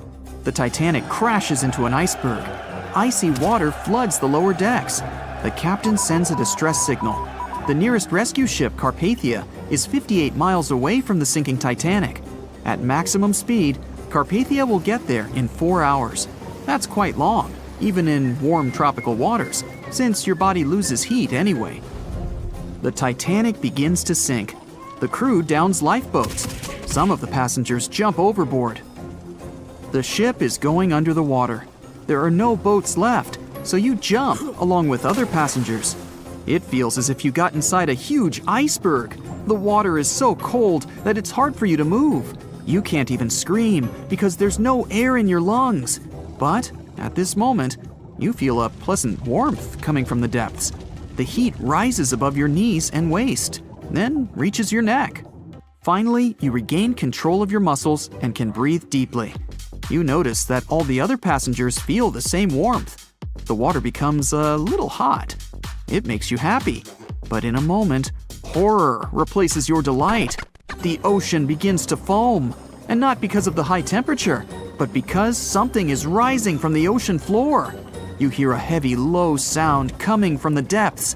It's not a sinking Titanic, but something bigger. You can see a huge iceberg nearby.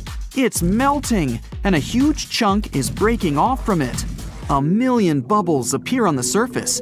Then you feel something hit you in the leg. Thousands of strange, lightweight rocks are rising from below. There are also massive plates among them. People use them as lifeboats. You climb on one of those rocks and look at the ship. It doesn't sink, since all the water is bubbling and pushing the vessel up. You take one of the small rocks and understand everything. It's pumice. An underwater volcano has woken up right under the ship. Thousands of tons of volcanic rock are floating to the surface. When it erupts, its magma shakes the entire space, heats the water, and destroys the seabed. But it doesn't result in anything destructive on the surface. The enormous pressure of hundreds of millions of gallons of water suppresses the volcano's power. Molten rocks of the Earth's crust are pressed against the seabed, and pumice rises to the surface. And here's why it happens. The upper part of Earth consists of many solid parts, tectonic plates. These plates collide with each other and divide. And when one part separates from another, the magma immediately comes up. So, all volcanoes are these unstable fault sites. If the Titanic had sailed over one of these areas during an eruption, many passengers would have been saved. Back in the parallel universe, you notice the Titanic starts sinking again. The water is no longer bubbling. The volcano has gone out. In a matter of seconds, the ocean turns icy again. Fortunately, you have your pumice lifeboat. This is enough to wait for rescuers. But let's imagine a situation with no underwater volcano and an iceberg. A situation when the water was warm from the very beginning. One of the engines in the motor compartment of the ship breaks down. Several pipes burst because of increased pressure, and now there's a crack in the ship's body. Water is filling the lower decks. The ship is sinking. People evacuate on lifeboats. There's less panic since the night is warm and no one is freezing. Each passenger gets a life jacket. The ship is breaking. You understand that you have to jump. The Titanic goes underwater. Many passengers fall overboard in horror. They dive into the dark ocean and immediately come to the surface. Panic and complete chaos take over. The ship disappears in the dark, and finally, it's all silent. A few minutes pass, and you notice there's no panic at all. The water is warm. Almost all passengers have life jackets. Someone is floating on the wooden shipwreckage. After a couple of hours, the water no longer seems so comfortable. The ocean takes away your body heat. To keep warm, passengers swim closer to each other in a tight circle. Yeah, now it's quite possible to wait for another couple of hours till the rescuers come. People on lifeboats sail closer and take those who freeze on board. Passengers take turns, 20 minutes in the water, then 20 minutes in boats. It's essential not to take your clothes off. Even a wet outfit helps keep your body warm for longer. And when it seems that everyone is saved, somebody screams. A girl in a boat looks scared. She trembles with fear and points her finger into the black water. Passengers try to see what's there and notice a triangular fin. 1, 2, 3. There are so many of them! The noise of the sinking ship has attracted a group of sharks. And now, they are circling the survivors, hoping to satisfy their hunger. They're swimming slowly. It doesn't look like they're going to attack. But you should keep your eyes open, as these fish are some of the world's most aggressive and dangerous sharks, the bull sharks. They can be agile, fast, and unpredictable. They don't swim in the cold waters of the Atlantic, but the water in this parallel universe is perfect for them. The sharks are strong and sturdy. They create the illusion of slowness to relax their prey. They're called bull sharks because of their short, blunt muzzle, like that of a bull, and they like to hit a target or other sharks with their forehead. Several fish are ramming boats. someone falls into the water. Fortunately, people help them back on board. The sharks aren't going to retreat. Chaos and panic ensue. People are screaming and splashing the water with paddles to scare away the fish, but it doesn't help. One of the sharks opens its toothy mouth and clings to a boat. At this moment, you notice more fins nearby. A pack of great white sharks arrives at the party. They are some of the most dangerous animals on the planet.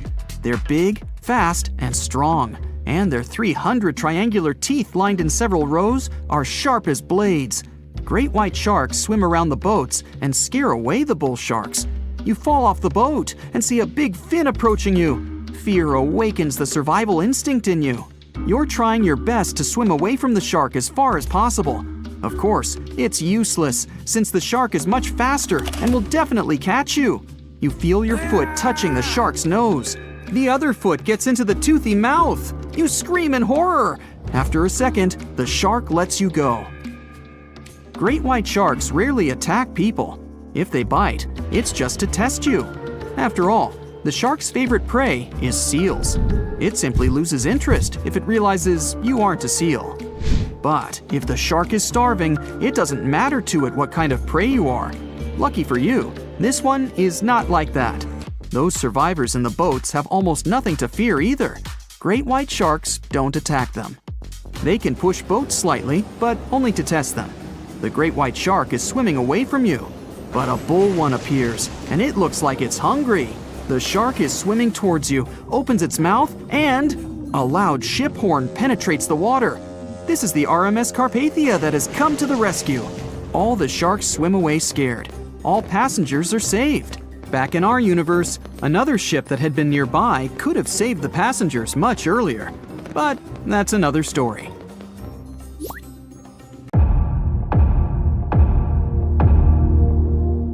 There were no binoculars on board the famous Titanic on the night when they were needed the most. The lookouts were blind, helpless, and doomed, and the ship went down, taking hundreds of lives, right?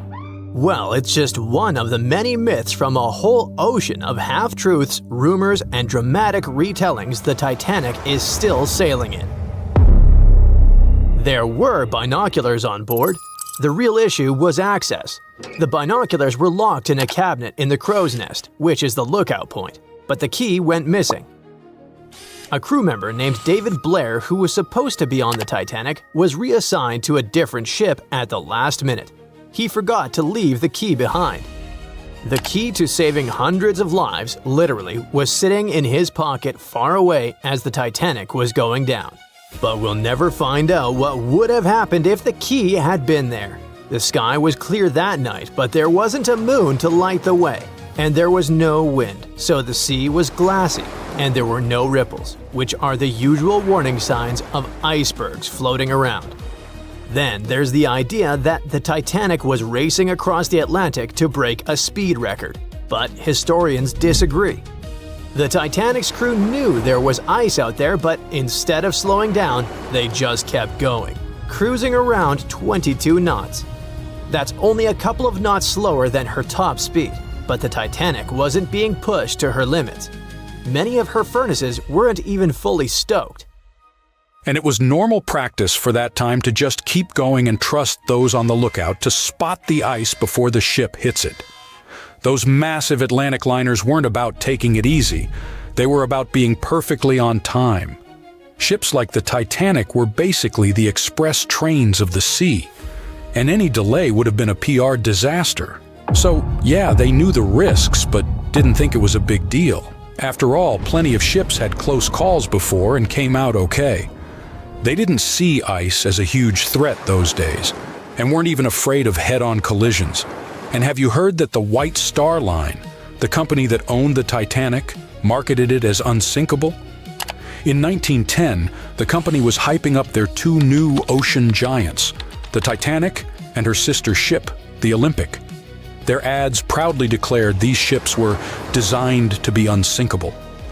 What the company meant by it was that, on paper, the design should keep them afloat.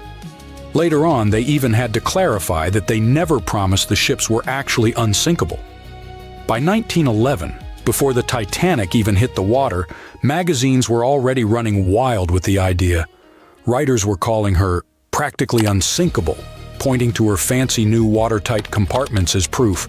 And just like that, a legend was born before the ship even left the dock. After she went down, even one of White Star Line's own executives admitted during the official inquiry that when he first heard the news, he didn't believe it. He genuinely believed the Titanic couldn't sink. But that whole unsinkable thing was never the main selling point. White Star Line wasn't really pushing safety, but selling luxury. The Titanic was supposed to be the crown jewel of ocean travel. Massive, elegant, and dripping in comfort.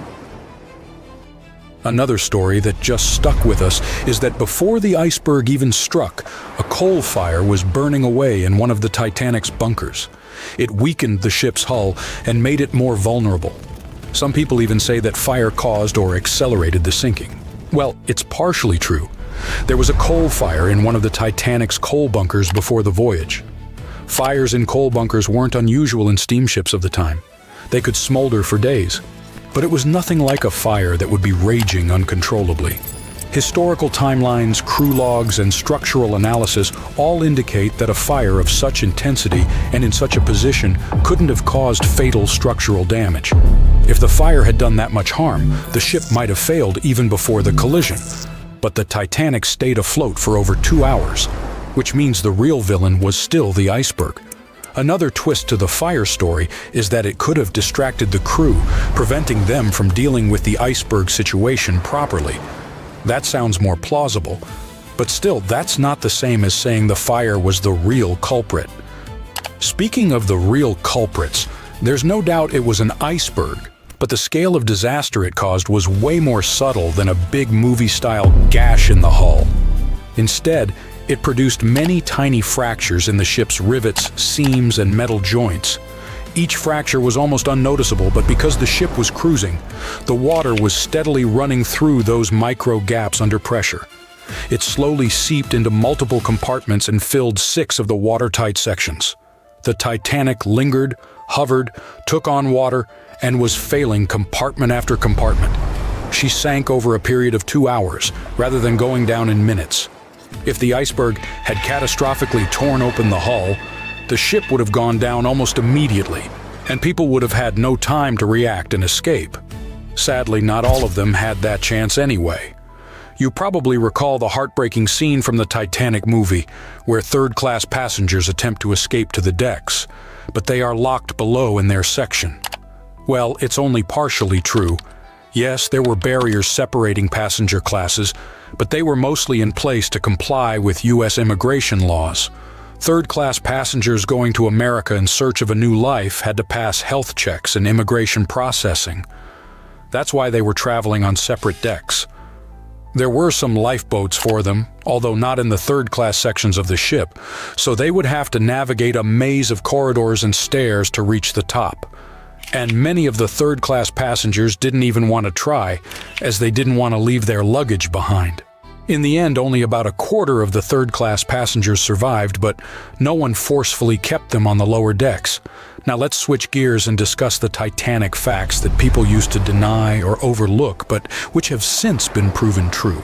For example, most deck plans and diagrams you've seen in Titanic documentaries don't show a hidden deck down under the waterline called the inner bottom. Many outside engineers did not fully understand or discuss it. This hidden deck stretched nearly the full length of the ship and had 44 separate watertight tanks. Most of them were for water ballast, some for fresh water. There were also wing tanks, port and starboard, which helped with balance. The inner bottom was like the ship's built-in organizer. It divided the Titanic into separate sections, allowing different parts to remain balanced and easier to control. It was designed to stay afloat with up to 4 of the forward compartments flooded. Sadly, the rendezvous with the iceberg opened 6 compartments, and you know what happened next. And finally, my personal favorite Titanic myth is that the ship split cleanly in half, like some Hollywood action scene. Blame James Cameron for that one. We all cried when we saw it, but reality was way uglier. For many years after the tragedy, survivors couldn't all agree on what they saw. Some said the ship went down whole, others swore it broke apart. No one believed the second group until the scientists found the wreck in 1985. Then, they finally confirmed the truth that the Titanic had indeed broken in two, but not neatly. The metal twisted, tore, and shredded as the stern lifted into the air, and two opposite forces ripped it apart. And to make it even more tragic, the people were still clinging to the back half when it snapped and plunged into darkness. New exclusive photographs, by far the best yet, are in from the Titanic. For most of this century, When the first images of the Titanic shipwreck appeared in September 1985, the world stopped. People were glued to their TVs, watching the legendary ship reappear after more than 70 years. Where did the Titanic sink, you ask? It's located about 400 miles off the coast of Newfoundland, Canada. This so-called unsinkable ship rests in complete darkness, about 12,600 feet below the surface. Yep, that's how deep the Titanic is. But even after such a long fall down to the ocean floor, the front part, known as the bow, still looks surprisingly intact. I mean, the railings were still there, the anchor chains too, even the elegant curves of the hull you might recognize from old photos. But the news barely mentioned the stern back then, and there's a reason we still don't talk much about it. You see, these images were about more than just capturing mesmerizing and eerie footage. They were proof of what really happened when the Titanic sank. We were finally getting some answers about this 1912 disaster, when more than 1,600 people lost their lives. And before you Google how many people survived the Titanic, I'll tell you, 706. Among those survivors, several claimed they saw the ship break apart as it went down. Others insisted it sank in one piece, and in the end, investigators agreed with them. Back then, official reports concluded that Titanic had gone down intact. So, for 73 years, that was the official story, until we finally saw the Titanic at the bottom of the ocean. When the Titanic underwater photos were released, they confirmed it. Yes, the liner really did break apart as it sank. And if we've just seen those images of the bow, that means the stern must be around there too, right? Well, kind of. I mean, we did find it. It's located about 2,000 feet away from the bow, lying on the ocean floor. So yes, it exists. But why doesn't anyone ever talk about what happened to the stern of the Titanic? Well, there's a big reason for that. See, the bow, even after all the damage from hitting the seafloor, still looks recognizable. Many of its interiors are surprisingly well preserved, and it's lying as if the ship was continuing its voyage. But the stern is destroyed.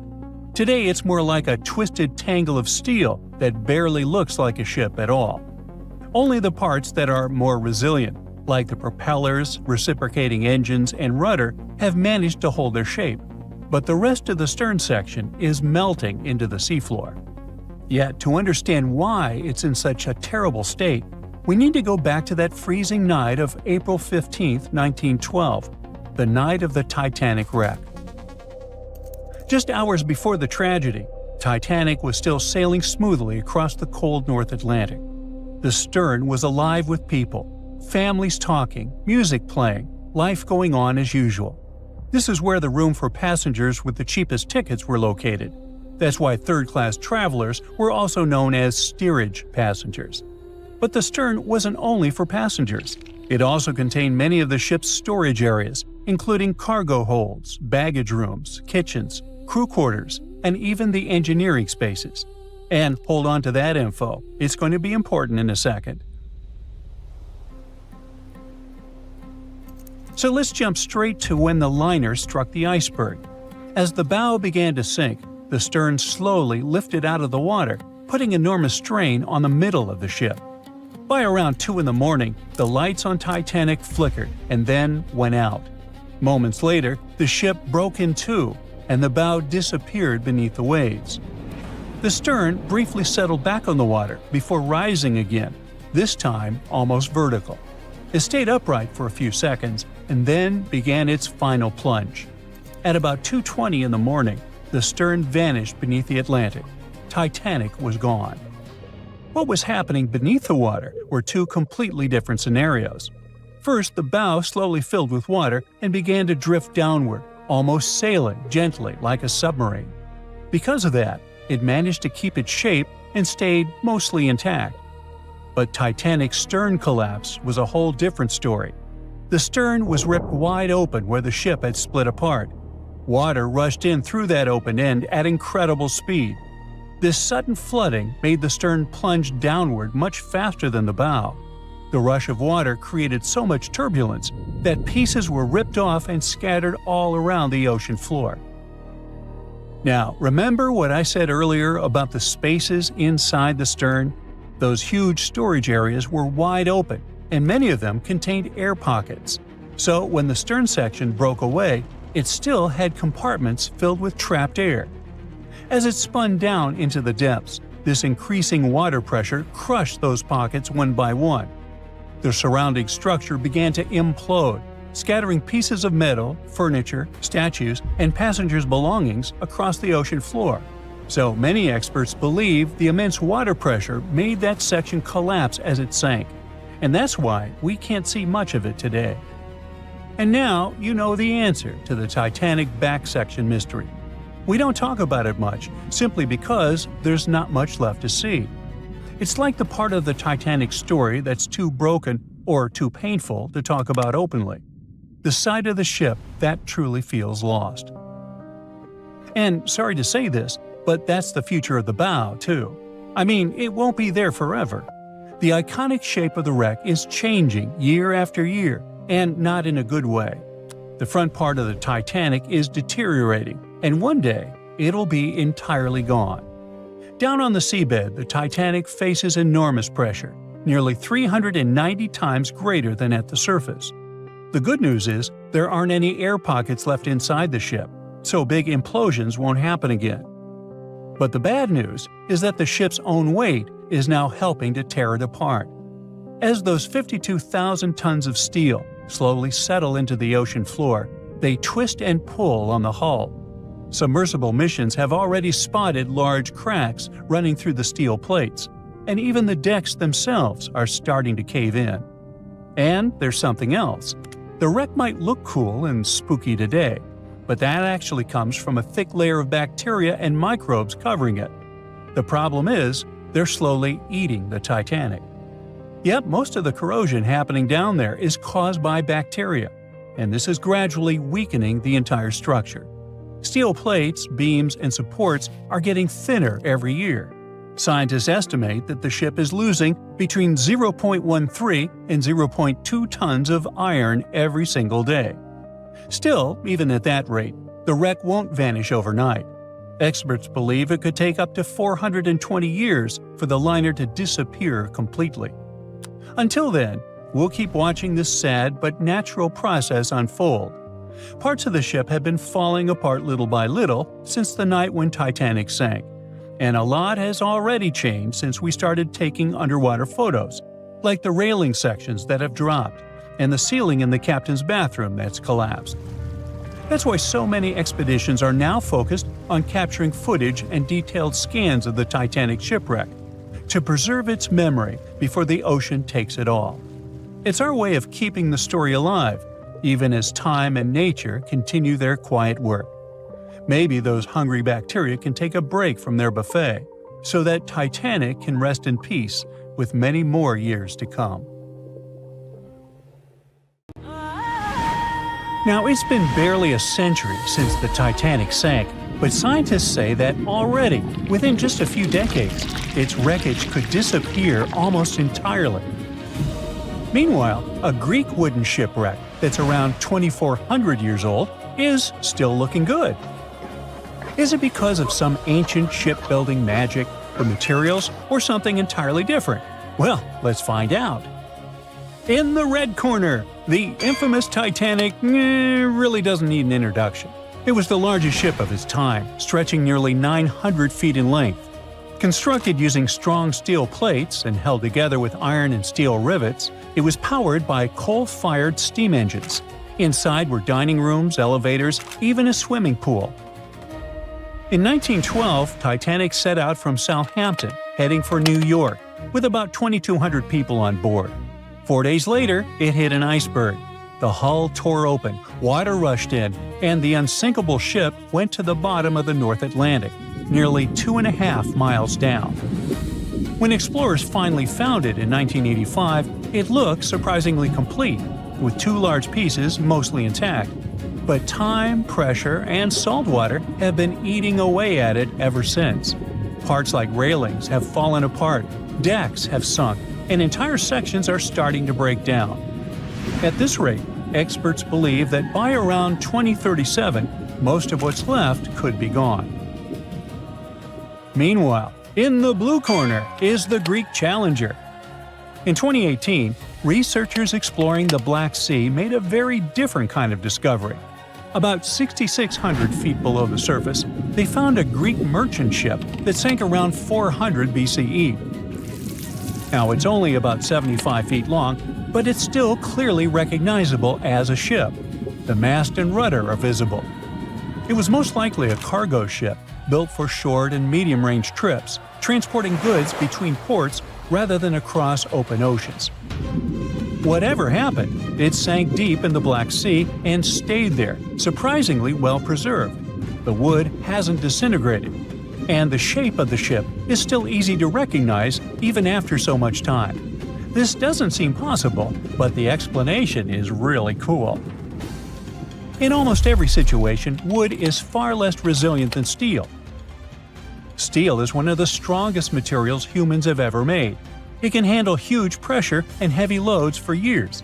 That's why modern ships, skyscrapers, and bridges are built from it. Wood is soft, flexible, and much weaker. It deteriorates rather quickly, especially when exposed to sunlight, oxygen, and water. Wooden shipwrecks are doomed to disintegrate sooner or later. Salt water soaks in, fibers break down, and living things start to eat it. In shallower warm seas, wood becomes a meal for shipworms. Well, not actual worms, but mollusks that drill through timber like underwater termites. They feed on wooden ships, and in just a couple of decades, poof, gone. So, by all logic, the Titanic, made of solid steel, should be the one lasting longer, and the Greek ship, made of wood, should have turned to dust centuries ago.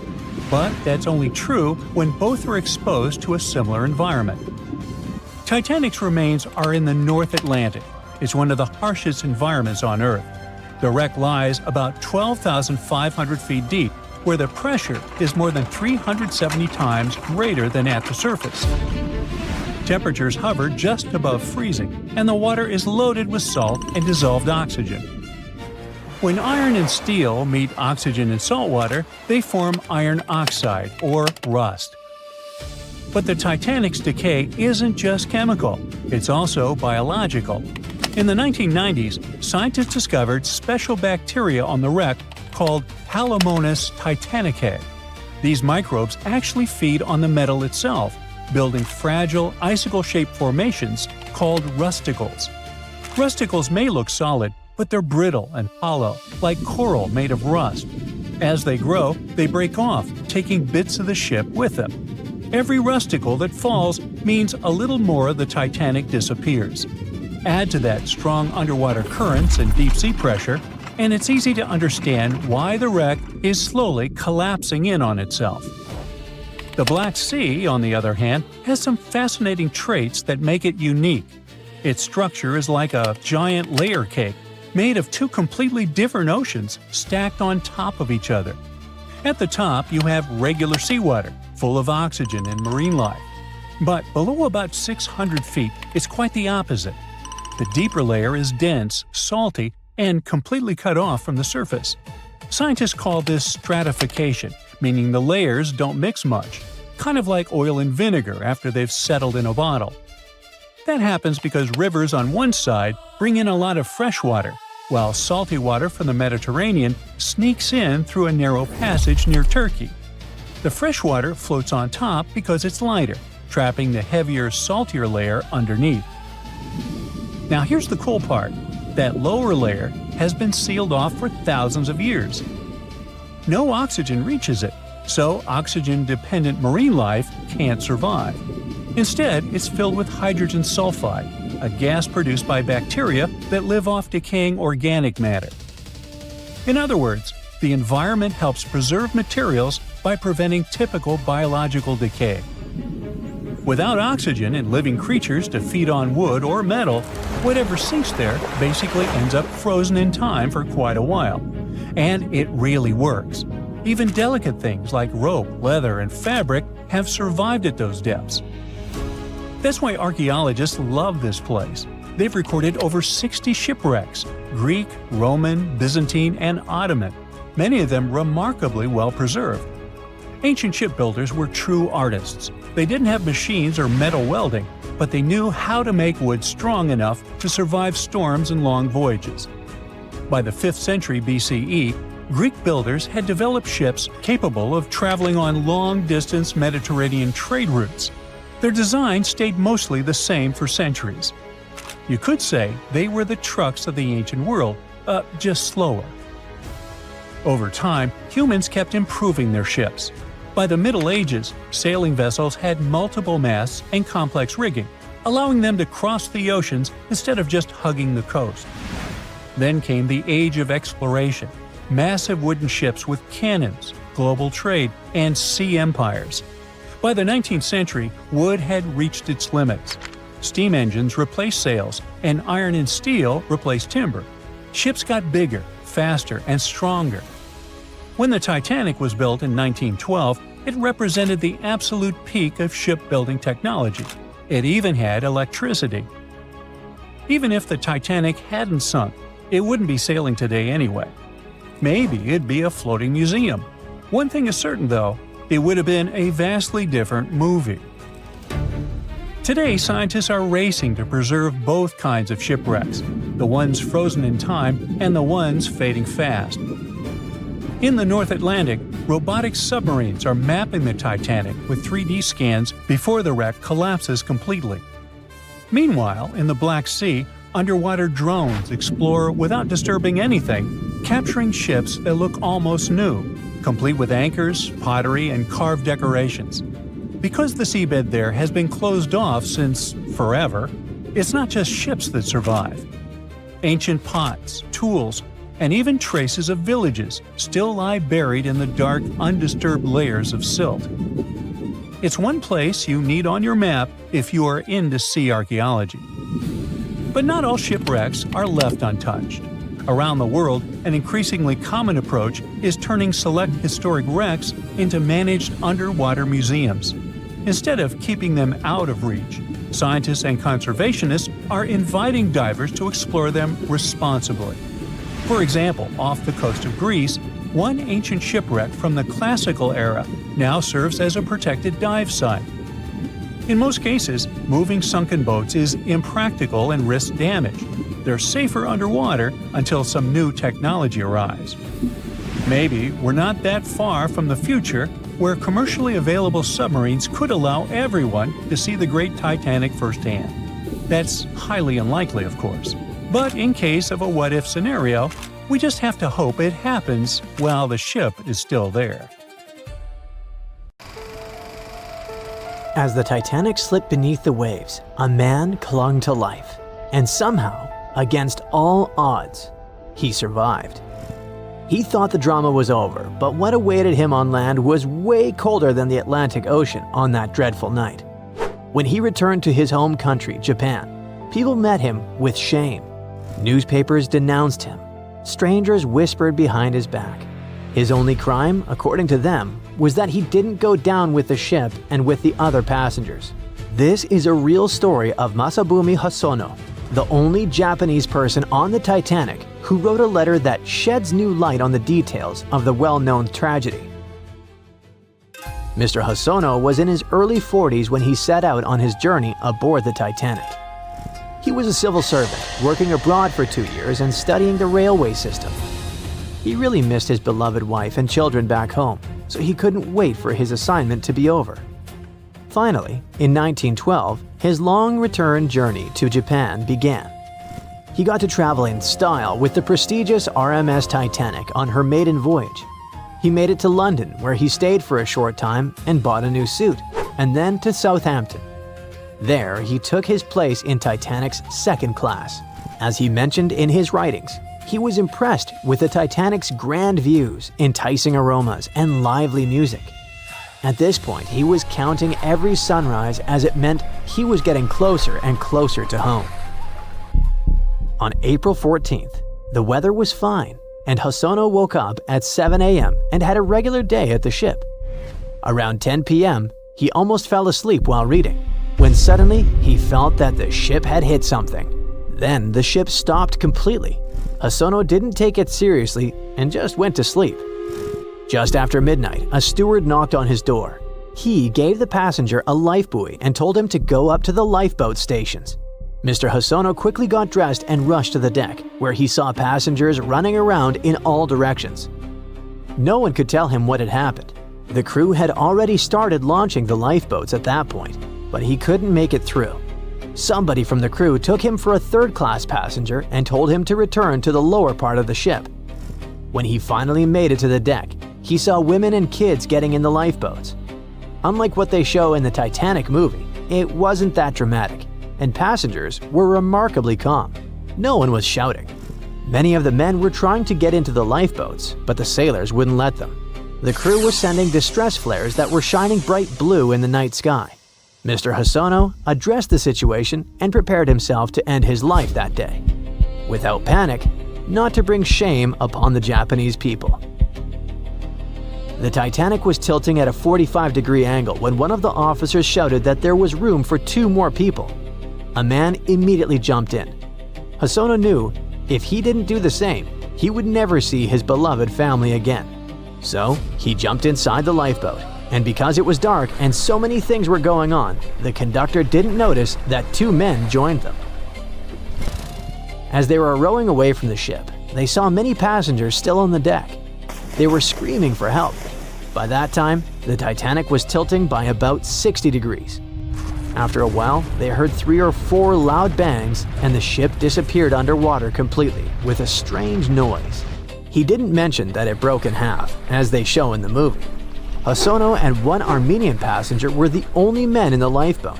The women were crying about their husbands, and husbands who went down with the Titanic. At this point, our hero realized that people would blame him for sneaking out, and it made him really sad. They were drifting, and the waves were getting higher and higher. The human voices coming from the water and begging for help disappeared. The lucky ones in the lifeboats were now afraid they wouldn't make it out alive either, as they would get hungry and cold really soon. Only around 3:30 a.m., they saw a ship in the distance. Half an hour later, the ship called Carpathia reached them. The boat that Hosono was on was the last to be rescued. Carpathia saved over 700 people from the Titanic, so it was full to the brim. When Carpathia started sailing away, Hosono saw many icebergs and was afraid there would be another collision. They got food and coffee, and when he felt that he was finally safe, he started worrying about the things he had to leave behind on the Titanic. His foreign coins, watches, new Western clothes, and especially his work notes and diary. But he still had half a sheaf of stationery with Titanic's letterhead in his coat pockets, on which he had started writing a letter to his wife in English. Now he used that piece of paper to describe everything that happened to him, this time in Japanese. This diary became the only such document known to exist on Titanic stationery. There was a roll call for the survivors and collection of personal details on the ship, and everyone received name tags. When they arrived in New York, Hosono went to the offices of a Japanese company to ask his friends to help him get home as soon as possible. Then he traveled to San Francisco and departed for Japan by boat from there. At that point, his story didn't attract a lot of attention. One American newspaper just called him the lucky Japanese boy, and that was it. When he finally made it back to Tokyo, several magazines and newspapers interviewed our hero, and one of them published a photo of him and his family. And that's when the real drama began. The Japanese press described him as a coward. Strangers sent him letters that were less than friendly. He even lost his job, although he would later get it back thanks to his valuable qualifications. The media would urge him to take his own life in the spirit of a samurai.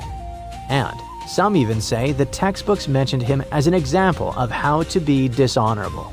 All this because people thought he had selfishly pushed aside women and kids to get into the lifeboat. They said he had embarrassed Japan, although the women and kids' first idea was not part of the samurai code. It came to Japan from the West and became one of their values only in the middle of the 19th century. Back in the United States, a writer who described the disaster in detail called Mr. Hosono a stowaway aboard Lifeboat 10. The crew member who was in charge of that boat told the US authorities that Hosono and the second man had disguised themselves as women to sneak aboard that boat. Luckily, this false accusation never reached Japan. Hosono had to live with the stigma for surviving for the rest of his life. He tried to avoid the public and didn't let his family members ever mention the Titanic in his house. He passed away at the age of 68 in 1939, and even then, he was sure that he was a disgrace to his own family and his entire country. People would shame his relatives for decades, even after his passing away. So his handwritten diary of what happened to him on that horrible April night was sitting in his drawer, well hidden, until 1997. That year, his family finally decided to publish it. Once it came out, an American researcher and Titanic scholar wrote that the diary actually contradicted other stories from that night. Apparently, someone mistook Hosono for another man who was on a different lifeboat. They said he was acting dishonorably. Hosono was rowing as hard as he could to save his fellow passengers, and wasn't just sitting there as a stowaway or pretending to be a woman. That discovery finally restored his honor. The diary Mr. Hosono kept on Titanic stationery is still one of the most detailed accounts of what happened to the passengers that escaped from the drowning ship, against all odds.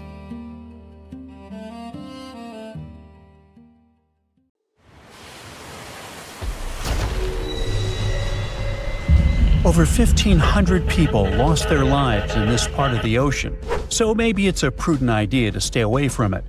The spot where RMS Titanic sank remains dangerous. I mean, yeah, there are still huge icebergs out there, but there are even bigger threats lurking beneath the surface. Titanic is sitting about 12,500 feet underwater, nearly 400 miles southeast of Newfoundland. It's been down there for over 100 years, so over time, the wreck's just been falling apart little by little. The infamous ship is rusting just like any iron or steel structure would be underwater. Chemically, when you mix iron, oxygen, and water, that combo sets off a reaction that creates iron oxide, and that's what leads to corrosion. So, steel plates, beams, all that stuff is getting weaker. Parts of the liner are caving in, like the ceiling in the captain's bathroom and a section of the railing that collapsed not too long ago. But in the case of Titanic, a lot of that corrosion is actually being caused by iron-eating bacteria. When the Titanic sank, it split into two big pieces, the bow and the stern, which landed nearly 2,000 feet apart on the ocean floor. And now both pieces are covered in this biofilm, a living blanket of bacteria, marine fungi, and all sorts of other microbes. Over time, microbes feeding on the ship's iron have created these things called rusticles, and they are actually speeding up the wreck's decay. Scientists say the stern is breaking down way faster than the bow, mostly because it took more damage when the ship sank.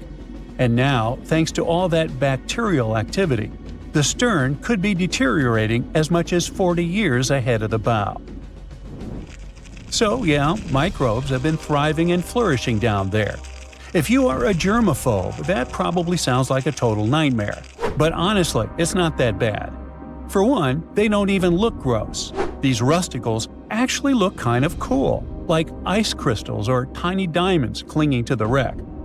And don't worry, you are not in danger. As long as you keep a safe distance from the wreck, no direct contact, and definitely don't go poking around inside, there really is no risk. Speaking of getting dangerously close, we've got to mention the Titan submersible disaster. You know, the one that catastrophically imploded back in 2023 during a trip to the Titanic wreck. Sadly, all 5 people on board lost their lives. Even though this trip was sold as a tourist adventure, going that deep in the ocean is no joke. It's terrifying, cold, and dark. Sunlight gets absorbed by water and can't reach much farther than about 3,300 feet below the surface.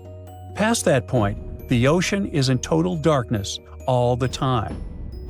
Titanic lies within a region known as the Midnight Zone for this very reason. The few brave people who have visited the wreck say the descent takes over 2 hours through complete darkness.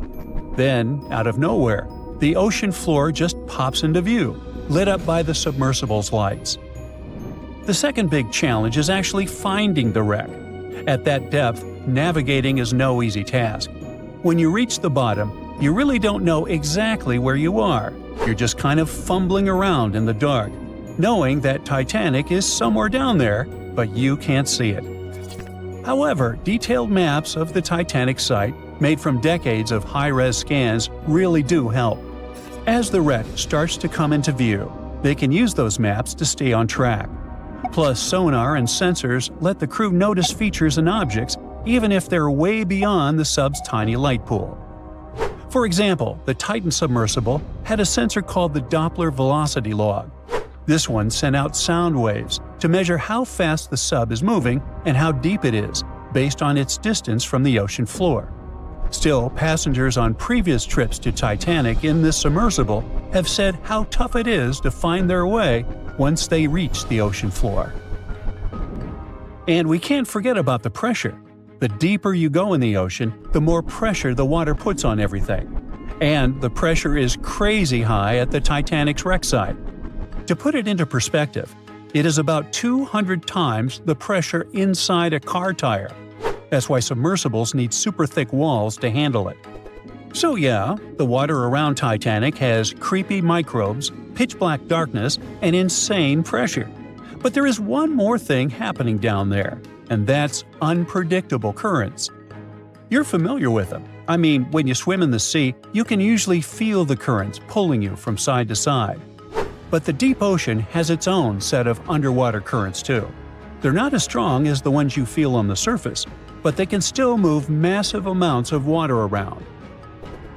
These currents can be caused by things like wind, differences in water temperature and salt, and even strange storms down on the ocean floor called benthic storms. They can get intense and stir up the sea bottom. Now, like I mentioned earlier, the Titanic wreck is in two big pieces, the front and the back, and researchers have been checking out the seabed of the surrounding area. One part of the wreck is near this cold underwater current called the Western Boundary Undercurrent. It flows south and moves mud and sand along the ocean floor, creating ripples and patterns that show how strong or weak the current is. Most of the time, the currents there aren't very strong. They even found sand ripples near where all the Titanic debris landed, like furniture, coal, and just random stuff from the ship.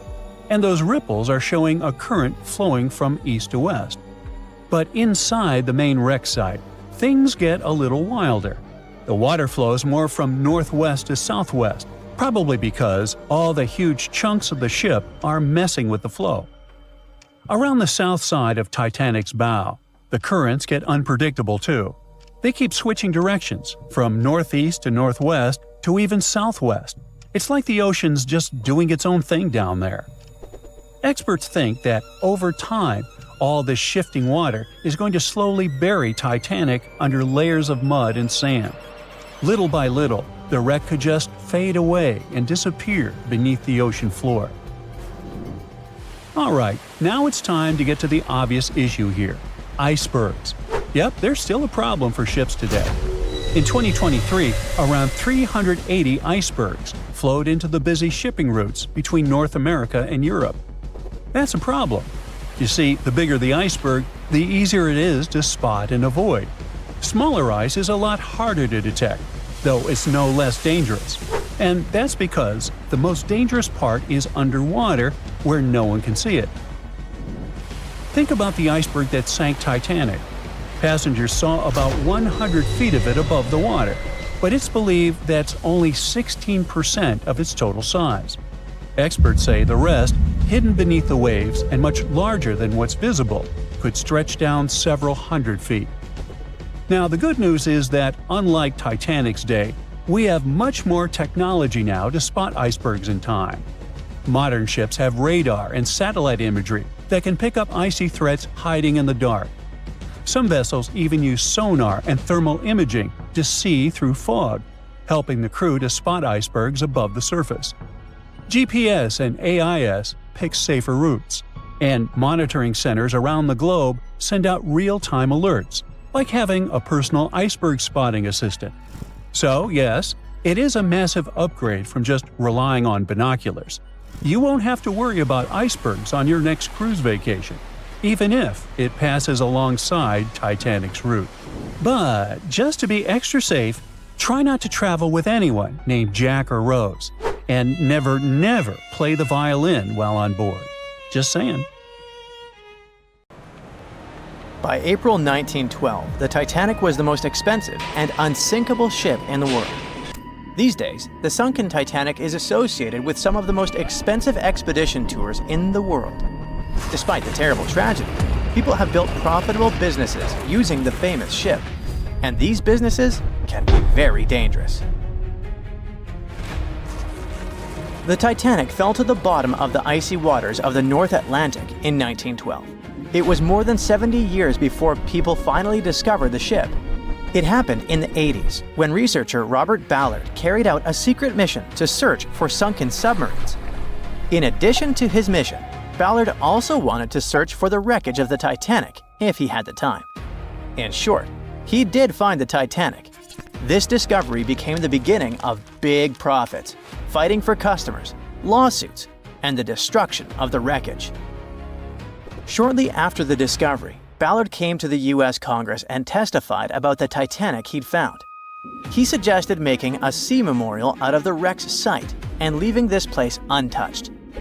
In 1986, Ballard installed a plaque on the Titanic, and the story ended there. But not for long. The Titanic tragedy was a popular theme, so many companies realized they could make a lot of money out of it. In 1987, an American company, Titanic Ventures, descended to the wreckage together with the French National Institute of Oceanography and got about 1,800 artifacts from there. Then the company received the rights from the US government to rescue the Titanic by parts. Over the course of several years, they made several other expeditions and took more than 2,000 artifacts. The company created a museum where it exhibited the found jewelry, interior elements, personal belongings of passengers, and a lot more. Some artifacts were put up for auction. The company made good profits and inspired many others to do the same. For example, let's take a look at this pocket watch. It belonged to a guy named Edmund Stone, who was a first-class steward. The watch stopped at 2:15 a.m. when it fell into the icy ocean water. After almost 100 years, it was sold for 130,000 euros, which is about $135,000, and is far from the highest price. Another item is the Titanic's ship plan. This is one of the most authentic artifacts from the ship, and it had a practical use. Experts used this blueprint to investigate the wreckage. It helped them understand where the iceberg had struck the Titanic. This plan was sold at auction for $320,000. Do you remember that moment in the movie when the ship began to sink and the violinists started playing their last song? It was actually true. There were real musicians on board who were playing till the end. One of them was Wallace Hartley. Unfortunately, he didn't survive the disaster, but his violin did. Even though it's impossible to play it, it was sold for $1.5 million. In general, as you understand, the hunt for the Titanic's artifacts turned out to be quite profitable. Then, director James Cameron came down to the Titanic. In 1997, he released his famous movie with the same name, and the popularity of the Titanic soared. Collecting the artifacts was no longer so interesting. People wanted to go down to the famous ship on their own. The high demand provided a good supply. In 1998, British company Deep Ocean Expeditions organized tours to the Titanic for only $32,500. From that time until 2012, the company conducted 197 dives to the wreckage of the ship, and during this time, the ticket price doubled. The company Titanic Ventures, which was the first to get an artifact from the sunken ship, later received the name RMS Titanic Inc., and it sued Deep Ocean Expeditions because it believed that its exclusive rights to salvage the ship's artifacts prevented other companies from conducting underwater tours. RMS Titanic won the court case and banned Deep Ocean from conducting expeditions, but this decision was overturned in 1999. In short, litigation and fights between competitors began. People continued to go down to the seabed to see the legendary ship. There were other companies that organized their own tours. Tourists descended to the Titanic inside underwater bathyscaphs. In 2001, an American couple had a wedding inside an underwater vessel that floated next to the Titanic deck. The profit was growing, customers were coming, and everything was fine, not counting the Titanic itself. The more tourists came down to the ship, the more damaged it got. People wanted not only to see, but also to touch the wreckage. The bathyscaphs could accidentally hit the ship and break apart its parts. The churning of the water caused by boat propellers could also damage the old ship. During one expedition, a bathyscaph crashed into the Titanic, but those who did it kept silent about this incident. In addition, the seabed where the ship lies is littered with garbage. Bottles, chains, weights, nets that people left during rescue operations and tourism. More than 100 years after the tragedy, the Titanic has finally received UNESCO protection. This means that many countries have received the right to prohibit going down to the Titanic, taking artifacts from there and selling them. The saddest thing is that this hype around the Titanic led to another tragedy. In 2023, Ocean Gate Expeditions conducted a tour on a submarine with 5 people. This was the famous Titan bathyscaph you've probably heard about. So, the Titan began its dive to the Titanic, and after 1 hour and 45 minutes, communication with the bathyscaph was lost. Something broke in the boat, depressurization started, and in a split second, the huge water pressure crushed the Titan. Despite the danger of such a dive, there are many people who want to go on an expedition to the Titanic to see the ship with their own eyes. They're not even deterred by the price of such a tour, which has increased by several times. But for those who don't have several $100,000, oceanographers and divers have created a digital copy of the sunken Titanic. Using a computer, you can visit the ship, walk through its halls, cabins, and deck. The copy has preserved some parts of the ship which don't exist anymore. For example, the famous railings on the ship's bow where Leonardo DiCaprio hugged Kate Winslet have recently collapsed. And you can also visit museums dedicated to the Titanic. There, you'll see various photos, elements of the ship, personal belongings of passengers, and many other artifacts. Anyway, if you have a lot of money and you still want to go down to the Titanic, think twice. And in general, ordinary scuba diving is a rather dangerous thing. These are the problems it can cause. When you dive underwater without preparation and come up too fast, you're likely to encounter decompression sickness, which is also called the bends. Due to the rapid decrease in the pressure that surrounds you, nitrogen bubbles move through the body and might cause paralysis, severe discomfort, spinal cord damage, and many other troubles. Wait a minute. What are nitrogen bubbles doing in your body anyway? Your cylinders contain compressed gas that consists of nitrogen and oxygen. And when you inhale this substance and the pressure around you sharply decreases, nitrogen accumulates in bubbles. According to Henry's law, the solubility of gases in a liquid is directly proportional to the external pressure. The liquid is flowing in your veins and arteries, and the external pressure is tons of seawater around you. Any change in your body pressure can also cause loss of consciousness, and underwater depths are not the best place to faint. Check out on YouTube what happens to people who don't adhere to safety regulations and experience the bends. You'll see that this is a rather unpleasant feeling. What if you get a bad instructor, or you panic and start rising too fast? or the depth might turn out greater than you expected. Of course, when you're inside a bathyscaphe, looking at the Titanic through the window, you feel much more comfortable. But if you're going to scuba dive to big depths, good preparation is vital for you.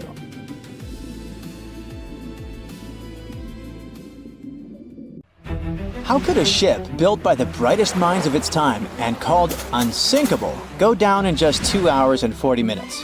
Maybe we can crack the mystery by diving deep into the bolts of the Titanic. And I mean that quite literally. It all started with a fancy dinner in London back in 1907.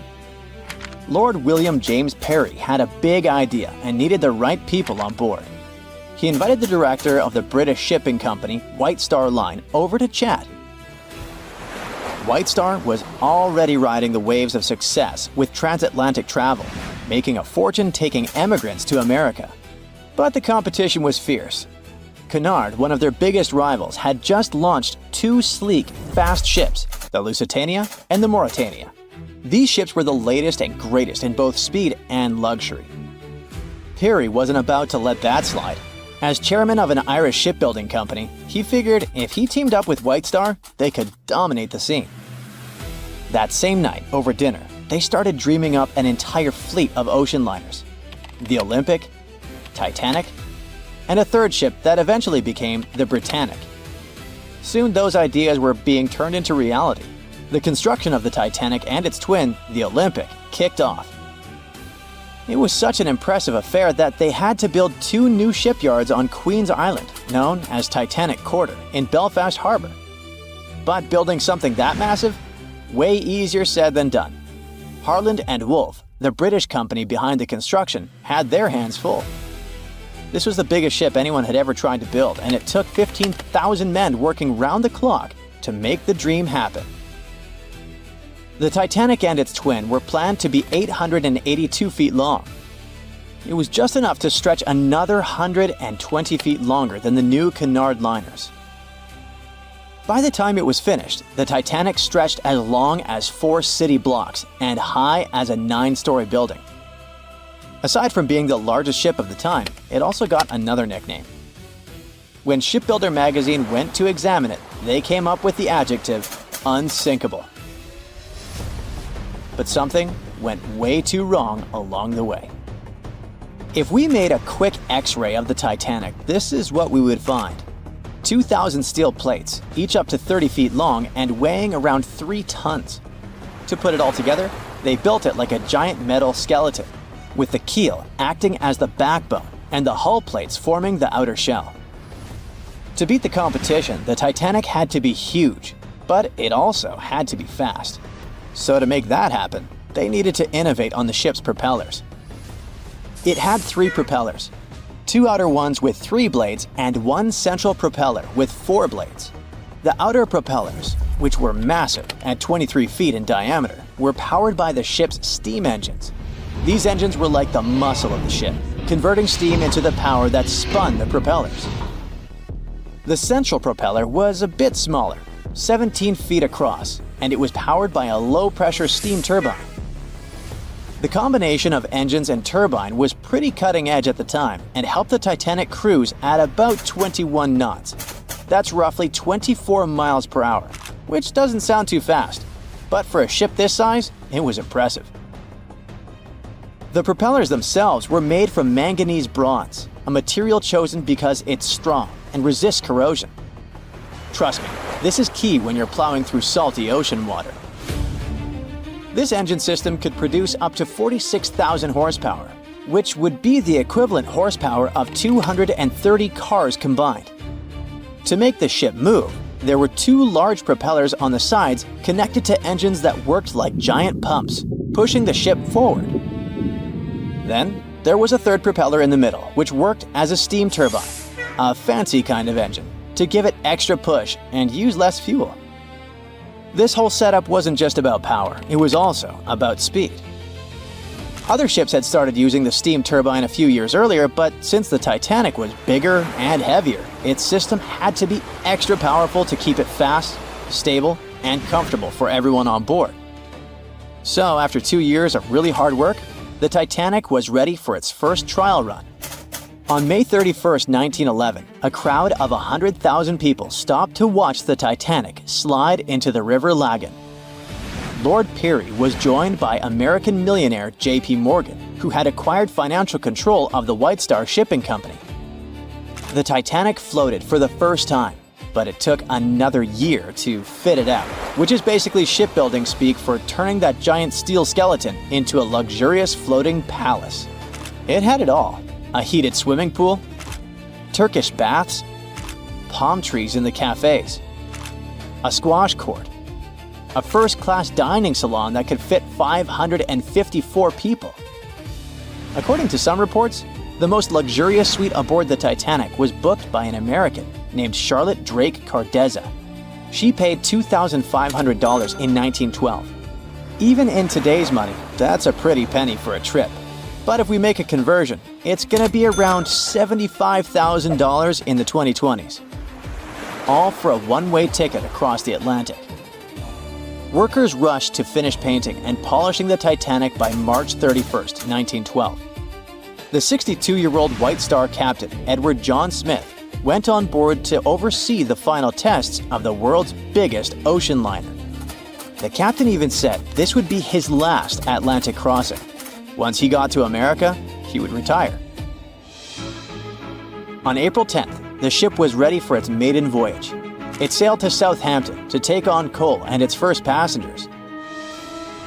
Passenger Sylvia Caldwell asked a deckhand if that gigantic ship was really unsinkable, to which he answered the iconic line that not even God himself could sink that ship. 4 days into the voyage, the RMS Titanic met its fate. Even though the ship got warnings about icebergs, it was gliding super fast in the dark. When the lookouts finally saw the iceberg, it was too close for the ship to stop or turn. Imagine trying to suddenly slam the brakes on a huge car. Now imagine that car was 20,000 times heavier than a normal vehicle and moving absurdly fast. When the Titanic tried to steer away, it ended up scraping the iceberg along its side. Even though the crew tried slowing down and turning, the ship sideswiped the iceberg, ripping open 100 meters of the hull, damaging 6 out of 16 watertight compartments. This caused the ship's front to dip underwater while the back lifted up, just like when one side of a lever gets too heavy. At a steep angle, the ship began to break in half from the middle, which is how it eventually sank. But why did the hull and rivets break so easily? A 1991 expedition discovered pieces of the Titanic's hull and found that the steel used was extremely brittle, especially in freezing temperatures like those on the night of the sinking. The steel didn't bend or give under pressure. It shattered like glass, making the impact much worse. Chemical testing also revealed that the steel had high levels of sulfur, which weakened it. This kind of brittle steel, combined with the high speed and freezing temperatures, was a recipe for disaster. Okay, there were material flaws, but the ship's design also had some serious issues. Those watertight compartments weren't fully sealed at the top. So as water flooded in, it spilled over from one compartment to another, speeding up the sinking process.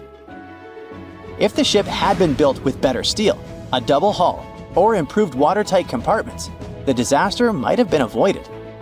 Maybe even long enough for the RMS Carpathia to come and rescue everyone on board. The Titanic wasn't unsinkable, but for that time, it was a triumph of engineering and luxury. The thing is, even the best designs can't always beat nature.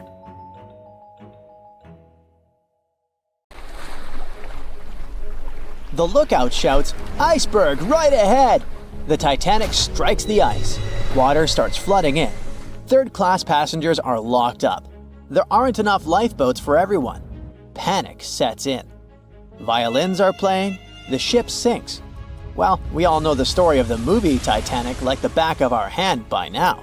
But what if I told you that Hollywood lied to us? To tell the real story of what happened that freezing night in 1912, we need to rewind a bit. The lookout shouts, "Iceberg right ahead!" Yep, that part was true. Just before 11:40 at night, Frederick Fleet noticed something darker than the sea directly ahead. As the ship got closer, he realized it was an iceberg. The engines were quickly reversed and the ship turned sharply. Instead of hitting it head-on, Titanic scraped along the side of the berg, sprinkling ice on the forward deck. If you remember, in the movie, Jack and Rose are having a romantic moment when they feel the ship shudder after hitting the iceberg. Everything shakes as if they were in the middle of a light earthquake. Some real-life passengers reported feeling something similar after the impact, but according to Titanic survivor Frank Prentice, it wasn't exactly like that. He said there was no impact as such, and it all felt more like slamming on your car brakes. The ship stopped, and that was that. Some people even slept right through the collision, confirming that there wasn't such an abrupt impact. Mr. Prentice, curious about what had happened, left his cabin and went out to the deck. When he got there, all he could see was a little ice on the surface, not the towering iceberg that Jack and Rose saw. But as we all know by now, the real damage happened below the waterline, where the iceberg had a jagged spur that slashed a 300-foot gash in Titanic's hull. Once the crew realized how severe the damage was, they immediately began sending distress calls to nearby ships, asking for help. At some point in the movie, the radio operator goes to the captain and says there is only one ship nearby, the RMS Carpathia, which later ends up rescuing many passengers. But in real life, there were more ships around. It's believed that the SS Californian was only about 23 miles away. This ship might have actually seen the Titanic sinking, or at the very least, seen its rockets exploding high in the sky.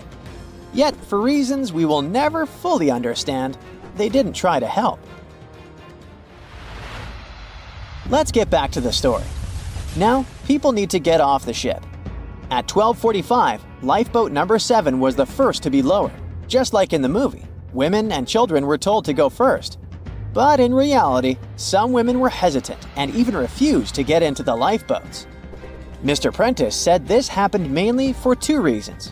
First, these lifeboats were high and passengers were terrified of the 70-foot drop from the deck to the ocean below. And second, most women didn't believe the Titanic would actually sink.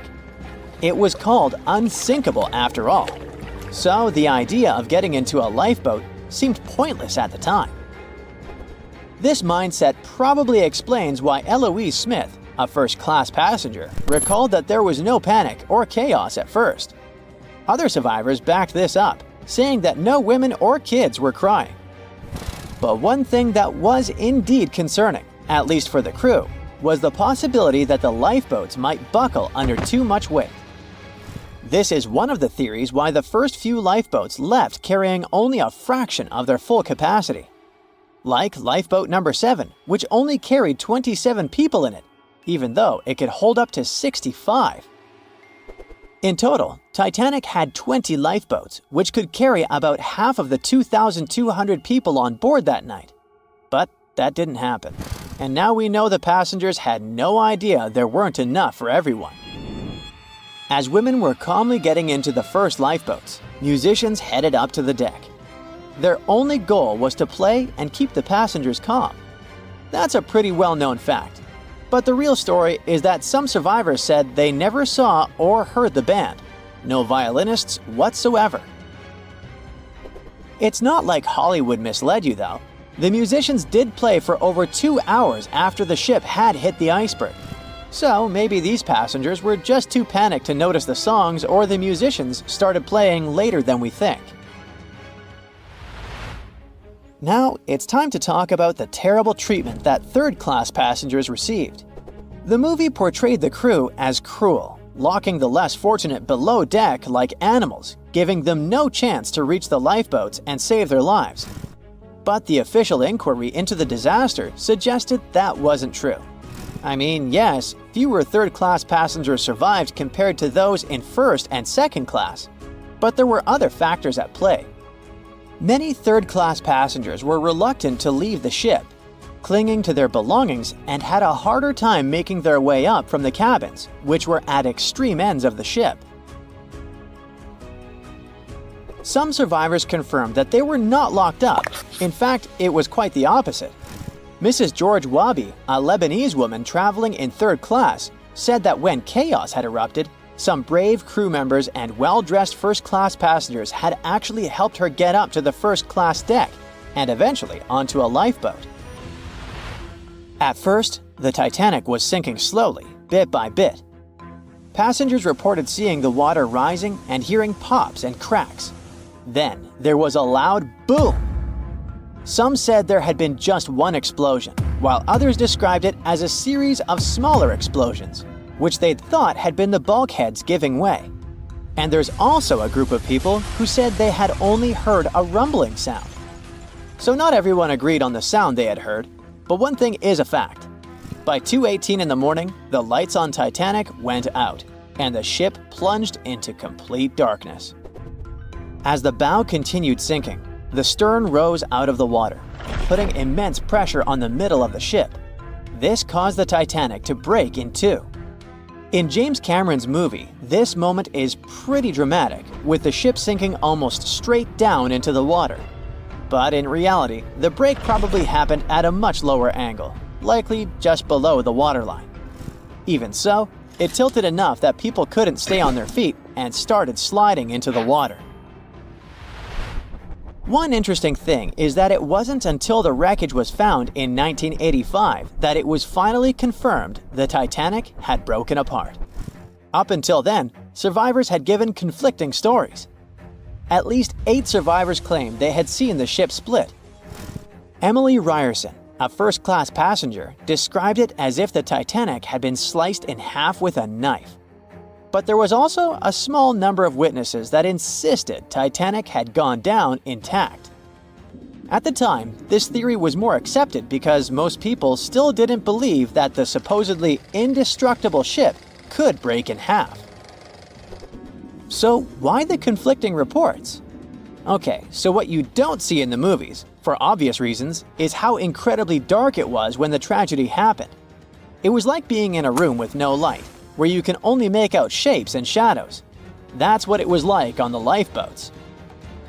This means passengers couldn't really see what was happening, and most of those who were close to the ship either lost their lives or were too focused on trying to survive to pay attention to the details of the wreck. Although James Cameron's film didn't fully capture how terrifyingly dark the disaster truly was, the 2012 TV series Titanic did a better job of showing the pitch-black horror of that night. Even then, the reality was much darker and more terrifying than either of these two productions could portray.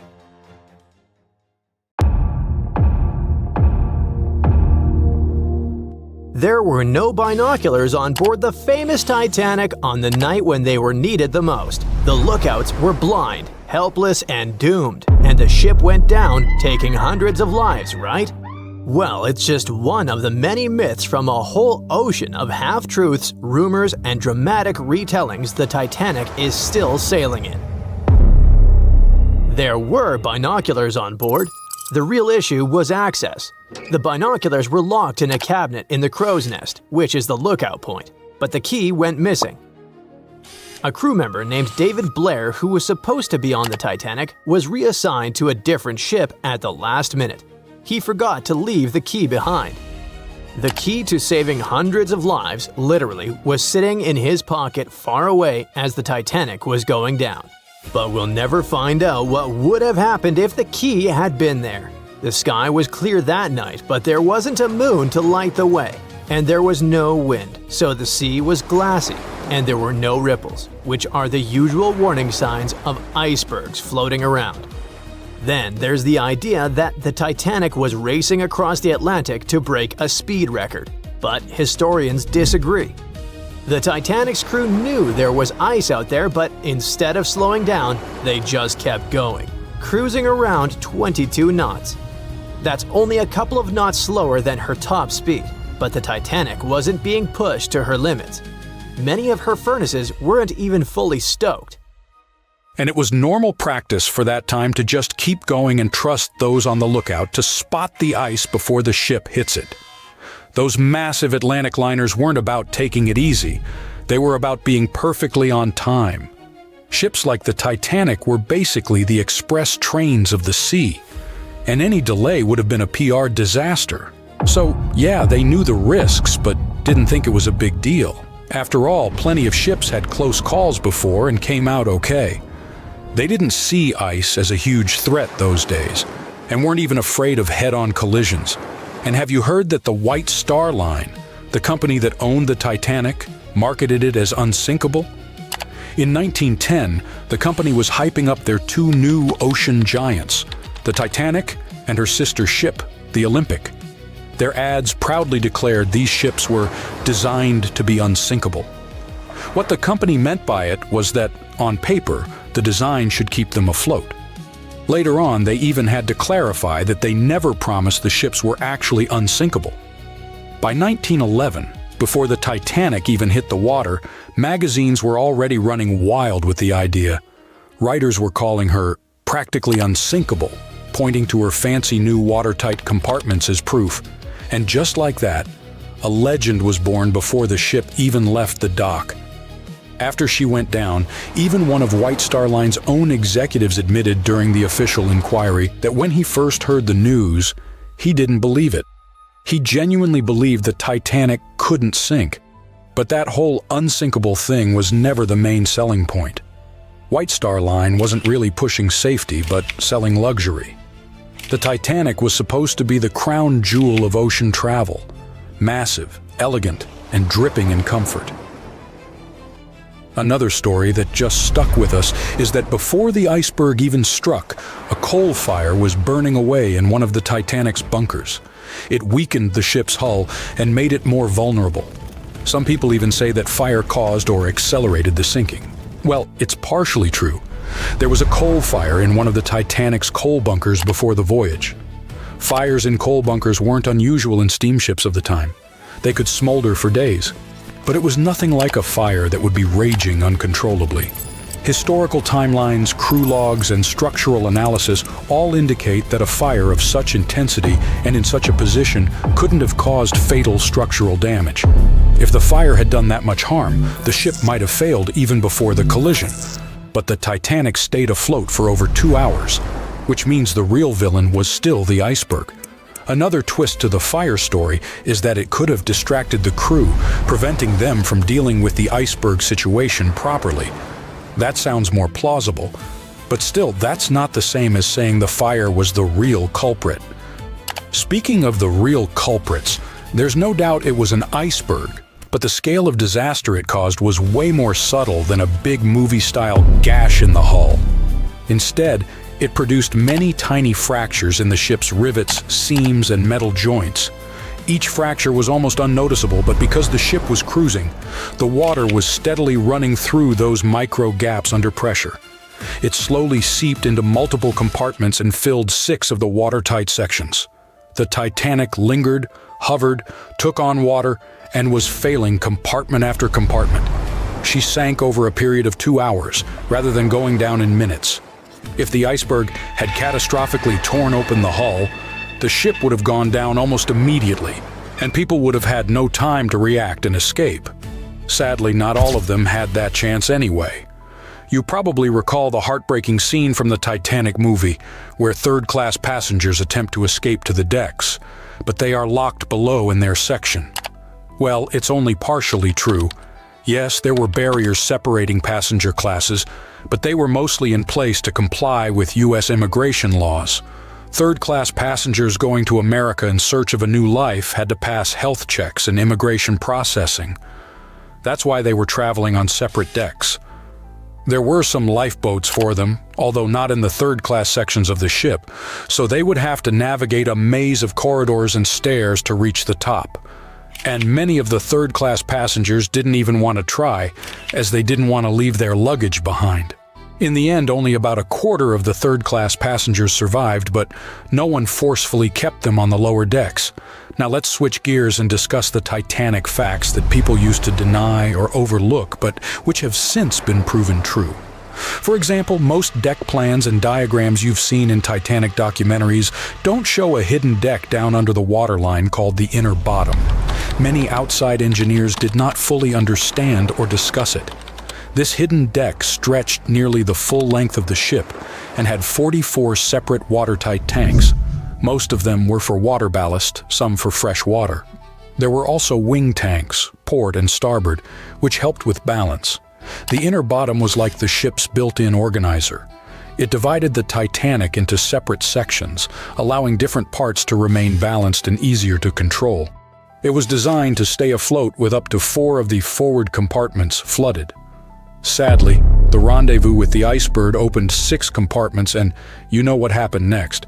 And finally, my personal favorite Titanic myth is that the ship split cleanly in half, like some Hollywood action scene. Blame James Cameron for that one. We all cried when we saw it, but reality was way uglier. For many years after the tragedy, survivors couldn't all agree on what they saw. Some said the ship went down whole. Others swore it broke apart. No one believed the second group until the scientists found the wreck in 1985. Then, they finally confirmed the truth that the Titanic had indeed broken in two, but not neatly. The metal twisted, tore, and shredded as the stern lifted into the air, and 2 opposite forces ripped it apart. And to make it even more tragic, the people were still clinging to the back half when it snapped and plunged into darkness. Exclusive photographs, by far the best yet, are in from the Titanic. For most of this century, that... When the first images of the Titanic shipwreck appeared in September 1985, the world stopped. People were glued to their TVs, watching the legendary ship reappear after more than 70 years. Where did the Titanic sink, you ask? It's located about 400 miles off the coast of Newfoundland, Canada. This so-called unsinkable ship rests in complete darkness, about 12,600 feet below the surface. Yep, that's how deep the Titanic is. But even after such a long fall down to the ocean floor, the front part, known as the bow, still looks surprisingly intact. I mean, the railings were still there, the anchor chains too, even the elegant curves of the hull you might recognize from old photos. But the news barely mentioned the stern back then, and there's a reason we still don't talk much about it. You see, these images were about more than just capturing mesmerizing and eerie footage. They were proof of what really happened when the Titanic sank. We were finally getting some answers about this 1912 disaster, when more than 1,600 people lost their lives. And before you Google how many people survived the Titanic, I'll tell you, 706. Among those survivors, several claimed they saw the ship break apart as it went down. Others insisted it sank in one piece, and in the end, investigators agreed with them. Back then, official reports concluded that Titanic had gone down intact. So, for 73 years, that was the official story, until we finally saw the Titanic at the bottom of the ocean. When the Titanic underwater photos were released, they confirmed it. Yes, the liner really did break apart as it sank. And if we've just seen those images of the bow, that means the stern must be around there too, right? Well, kind of. I mean, we did find it. It's located about 2,000 feet away from the bow, lying on the ocean floor. So yes, it exists. But why doesn't anyone ever talk about what happened to the stern of the Titanic? Well, there's a big reason for that. See, the bow, even after all the damage from hitting the seafloor, still looks recognizable. Many of its interiors are surprisingly well preserved, and it's lying as if the ship was continuing its voyage. But the stern is destroyed. Today it's more like a twisted tangle of steel that barely looks like a ship at all. Only the parts that are more resilient, like the propellers, reciprocating engines, and rudder, have managed to hold their shape. But the rest of the stern section is melting into the seafloor. Yet, to understand why it's in such a terrible state, we need to go back to that freezing night of April 15, 1912, the night of the Titanic wreck. Just hours before the tragedy, Titanic was still sailing smoothly across the cold North Atlantic. The stern was alive with people, families talking, music playing, life going on as usual. This is where the room for passengers with the cheapest tickets were located. That's why third-class travelers were also known as steerage passengers. But the stern wasn't only for passengers. It also contained many of the ship's storage areas, including cargo holds, baggage rooms, kitchens, crew quarters, and even the engineering spaces. And hold on to that info, it's going to be important in a second. So let's jump straight to when the liner struck the iceberg. As the bow began to sink, the stern slowly lifted out of the water, putting enormous strain on the middle of the ship. By around 2 in the morning, the lights on Titanic flickered and then went out. Moments later, the ship broke in two, and the bow disappeared beneath the waves. The stern briefly settled back on the water before rising again, this time almost vertical. It stayed upright for a few seconds and then began its final plunge. At about 2:20 in the morning, the stern vanished beneath the Atlantic. Titanic was gone. What was happening beneath the water were two completely different scenarios. First, the bow slowly filled with water and began to drift downward, almost sailing gently like a submarine. Because of that, it managed to keep its shape and stayed mostly intact. But Titanic's stern collapse was a whole different story. The stern was ripped wide open where the ship had split apart. Water rushed in through that open end at incredible speed. This sudden flooding made the stern plunge downward much faster than the bow. The rush of water created so much turbulence that pieces were ripped off and scattered all around the ocean floor. Now, remember what I said earlier about the spaces inside the stern? Those huge storage areas were wide open, and many of them contained air pockets. So when the stern section broke away, it still had compartments filled with trapped air. As it spun down into the depths, this increasing water pressure crushed those pockets one by one. The surrounding structure began to implode, scattering pieces of metal, furniture, statues, and passengers' belongings across the ocean floor. So many experts believe the immense water pressure made that section collapse as it sank, and that's why we can't see much of it today. And now you know the answer to the Titanic back section mystery. We don't talk about it much, simply because there's not much left to see. It's like the part of the Titanic story that's too broken or too painful to talk about openly. The side of the ship that truly feels lost. And sorry to say this, but that's the future of the bow, too. I mean, it won't be there forever. The iconic shape of the wreck is changing year after year, and not in a good way. The front part of the Titanic is deteriorating, and one day it'll be entirely gone. Down on the seabed, the Titanic faces enormous pressure, nearly 390 times greater than at the surface. The good news is there aren't any air pockets left inside the ship, so big implosions won't happen again. But the bad news is that the ship's own weight is now helping to tear it apart. As those 52,000 tons of steel slowly settle into the ocean floor, they twist and pull on the hull. Submersible missions have already spotted large cracks running through the steel plates, and even the decks themselves are starting to cave in. And there's something else. The wreck might look cool and spooky today, but that actually comes from a thick layer of bacteria and microbes covering it.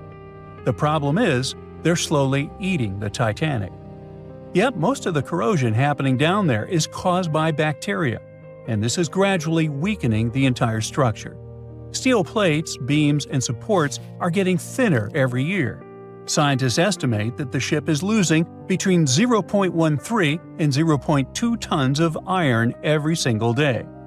Still, even at that rate, the wreck won't vanish overnight. Experts believe it could take up to 420 years for the liner to disappear completely. Until then, we'll keep watching this sad but natural process unfold. Parts of the ship have been falling apart little by little since the night when Titanic sank, and a lot has already changed since we started taking underwater photos, like the railing sections that have dropped and the ceiling in the captain's bathroom that's collapsed. That's why so many expeditions are now focused on capturing footage and detailed scans of the Titanic shipwreck to preserve its memory before the ocean takes it all. It's our way of keeping the story alive, even as time and nature continue their quiet work. Maybe those hungry bacteria can take a break from their buffet, so that Titanic can rest in peace with many more years to come.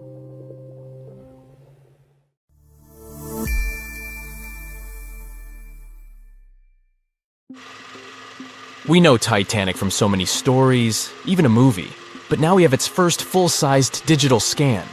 And nope, it's not like those models from before, where we mostly imagined what the ship was supposed to be like.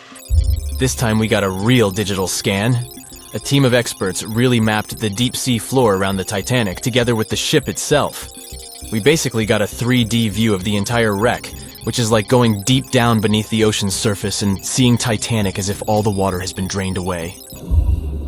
So, the story of the wreck started in 1985, 73 years after the Titanic went down. The explorer named Robert Ballard stumbled upon it somewhere between two submarines that also went down in that area. He was actually on a different task back then, so he didn't even have time to explore the ship properly. But as he was searching for the submarines, he realized how ocean currents affect sinking debris. He noticed the heaviest object sank quickly and left a trail of debris behind, the trail that followed the currents. Using this knowledge, Ballard made a hypothesis the Titanic had broken in two and left a debris trail as it sank. Before he found the wreck, everyone thought the ship just went down in one piece after hitting an iceberg. So everyone knew where the ship was so the adventure could start, or not. It was hard to explore it. The ship is enormous, and the dark depths of the ocean make it really difficult to capture its whole body in one go. So we mostly relied on glimpses of the decaying ship, and had to settle with teasing scattered parts of the whole picture and filling it up with speculations and stories. But in the summer of 2022, we finally got something different. A team of experts from Magellan Loaded, a company specializing in mapping the deep sea, teamed up with Atlantic Productions, who were making a documentary about the project. They embarked on a mission to capture the complete view of the Titanic. They used submersibles. Those are vehicles that go underwater, remotely controlled by a team of skilled explorers. These submersibles dove deep into the ocean. It wasn't an easy job. They spent over 200 hours collecting information about the entire length and breadth of the wreck. It was like a real-life treasure hunt. But instead of finding gold and jewels, they took something even more precious. Over 700,000 images of the Titanic from every angle possible. Yup, they took photos of every tiny part of the ship, even the not-so-interesting bits most of us would usually skip. Even mapping the muddy parts was an important part, because it helped fill in the gaps between the more exciting things they discovered. And this was a way for all of us to finally get a detailed 3D reconstruction. Even though it's been more than 100 years, you can still recognize the bow of the Titanic, covered in rust that hangs down like stalactites. On top of the bow is the boat deck, where a big hole gives us a glimpse into the empty space where the grand staircase once stood, like a window into the ship's glamorous past. Its stern is now a wild mess of twisted metal. As the Titanic went down, this part collapsed and spiraled into the seabed. The bow and the stern ended up separated by about 2,600 feet. There's a vast field of debris surrounding this giant, stuck on the seafloor. This debris is like a scattered treasure trove, full of intricate metalwork from the ship, statues, and even unopened champagne bottles. There are also personal belongings that went down together with the ship, like dozens of shoes resting across the seafloor. It was a tough task to do, go down and take all those pictures. It may not sound that hard at first, considering it was the vehicle that really immersed itself into such deep parts of the ocean, not the people. But studying the ocean is hard.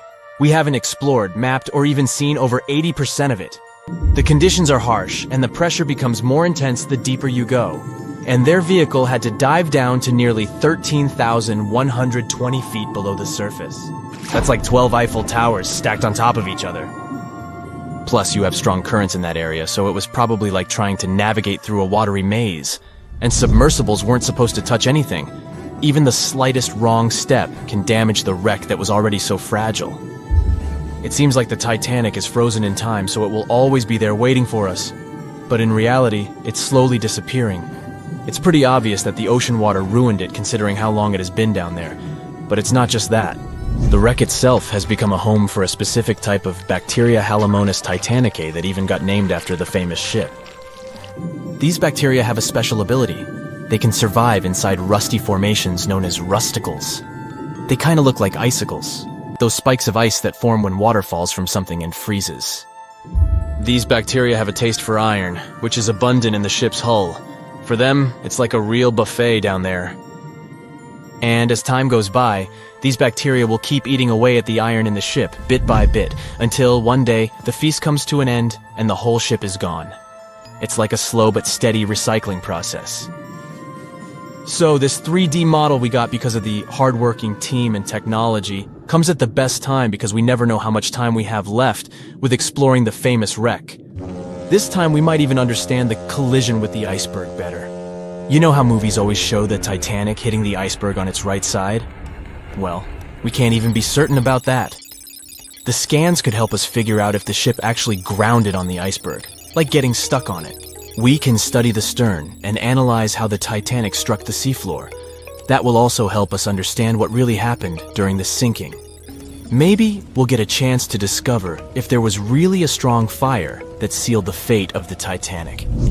One theory says that the coal fire had been raging for a whole 3 weeks before the ship even took its first and last trip. And this could have made its hull weaker, which means most of the work was done.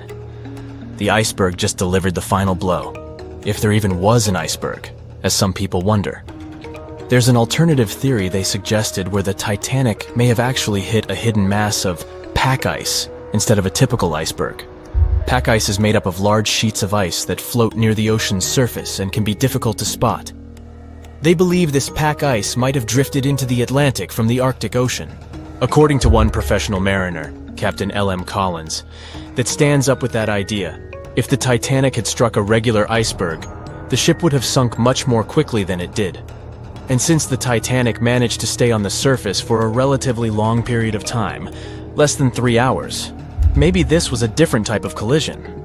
The mariner also said there are differences in what people said they saw when the Titanic sank. He thinks these differences might be because of optical illusions. In this case,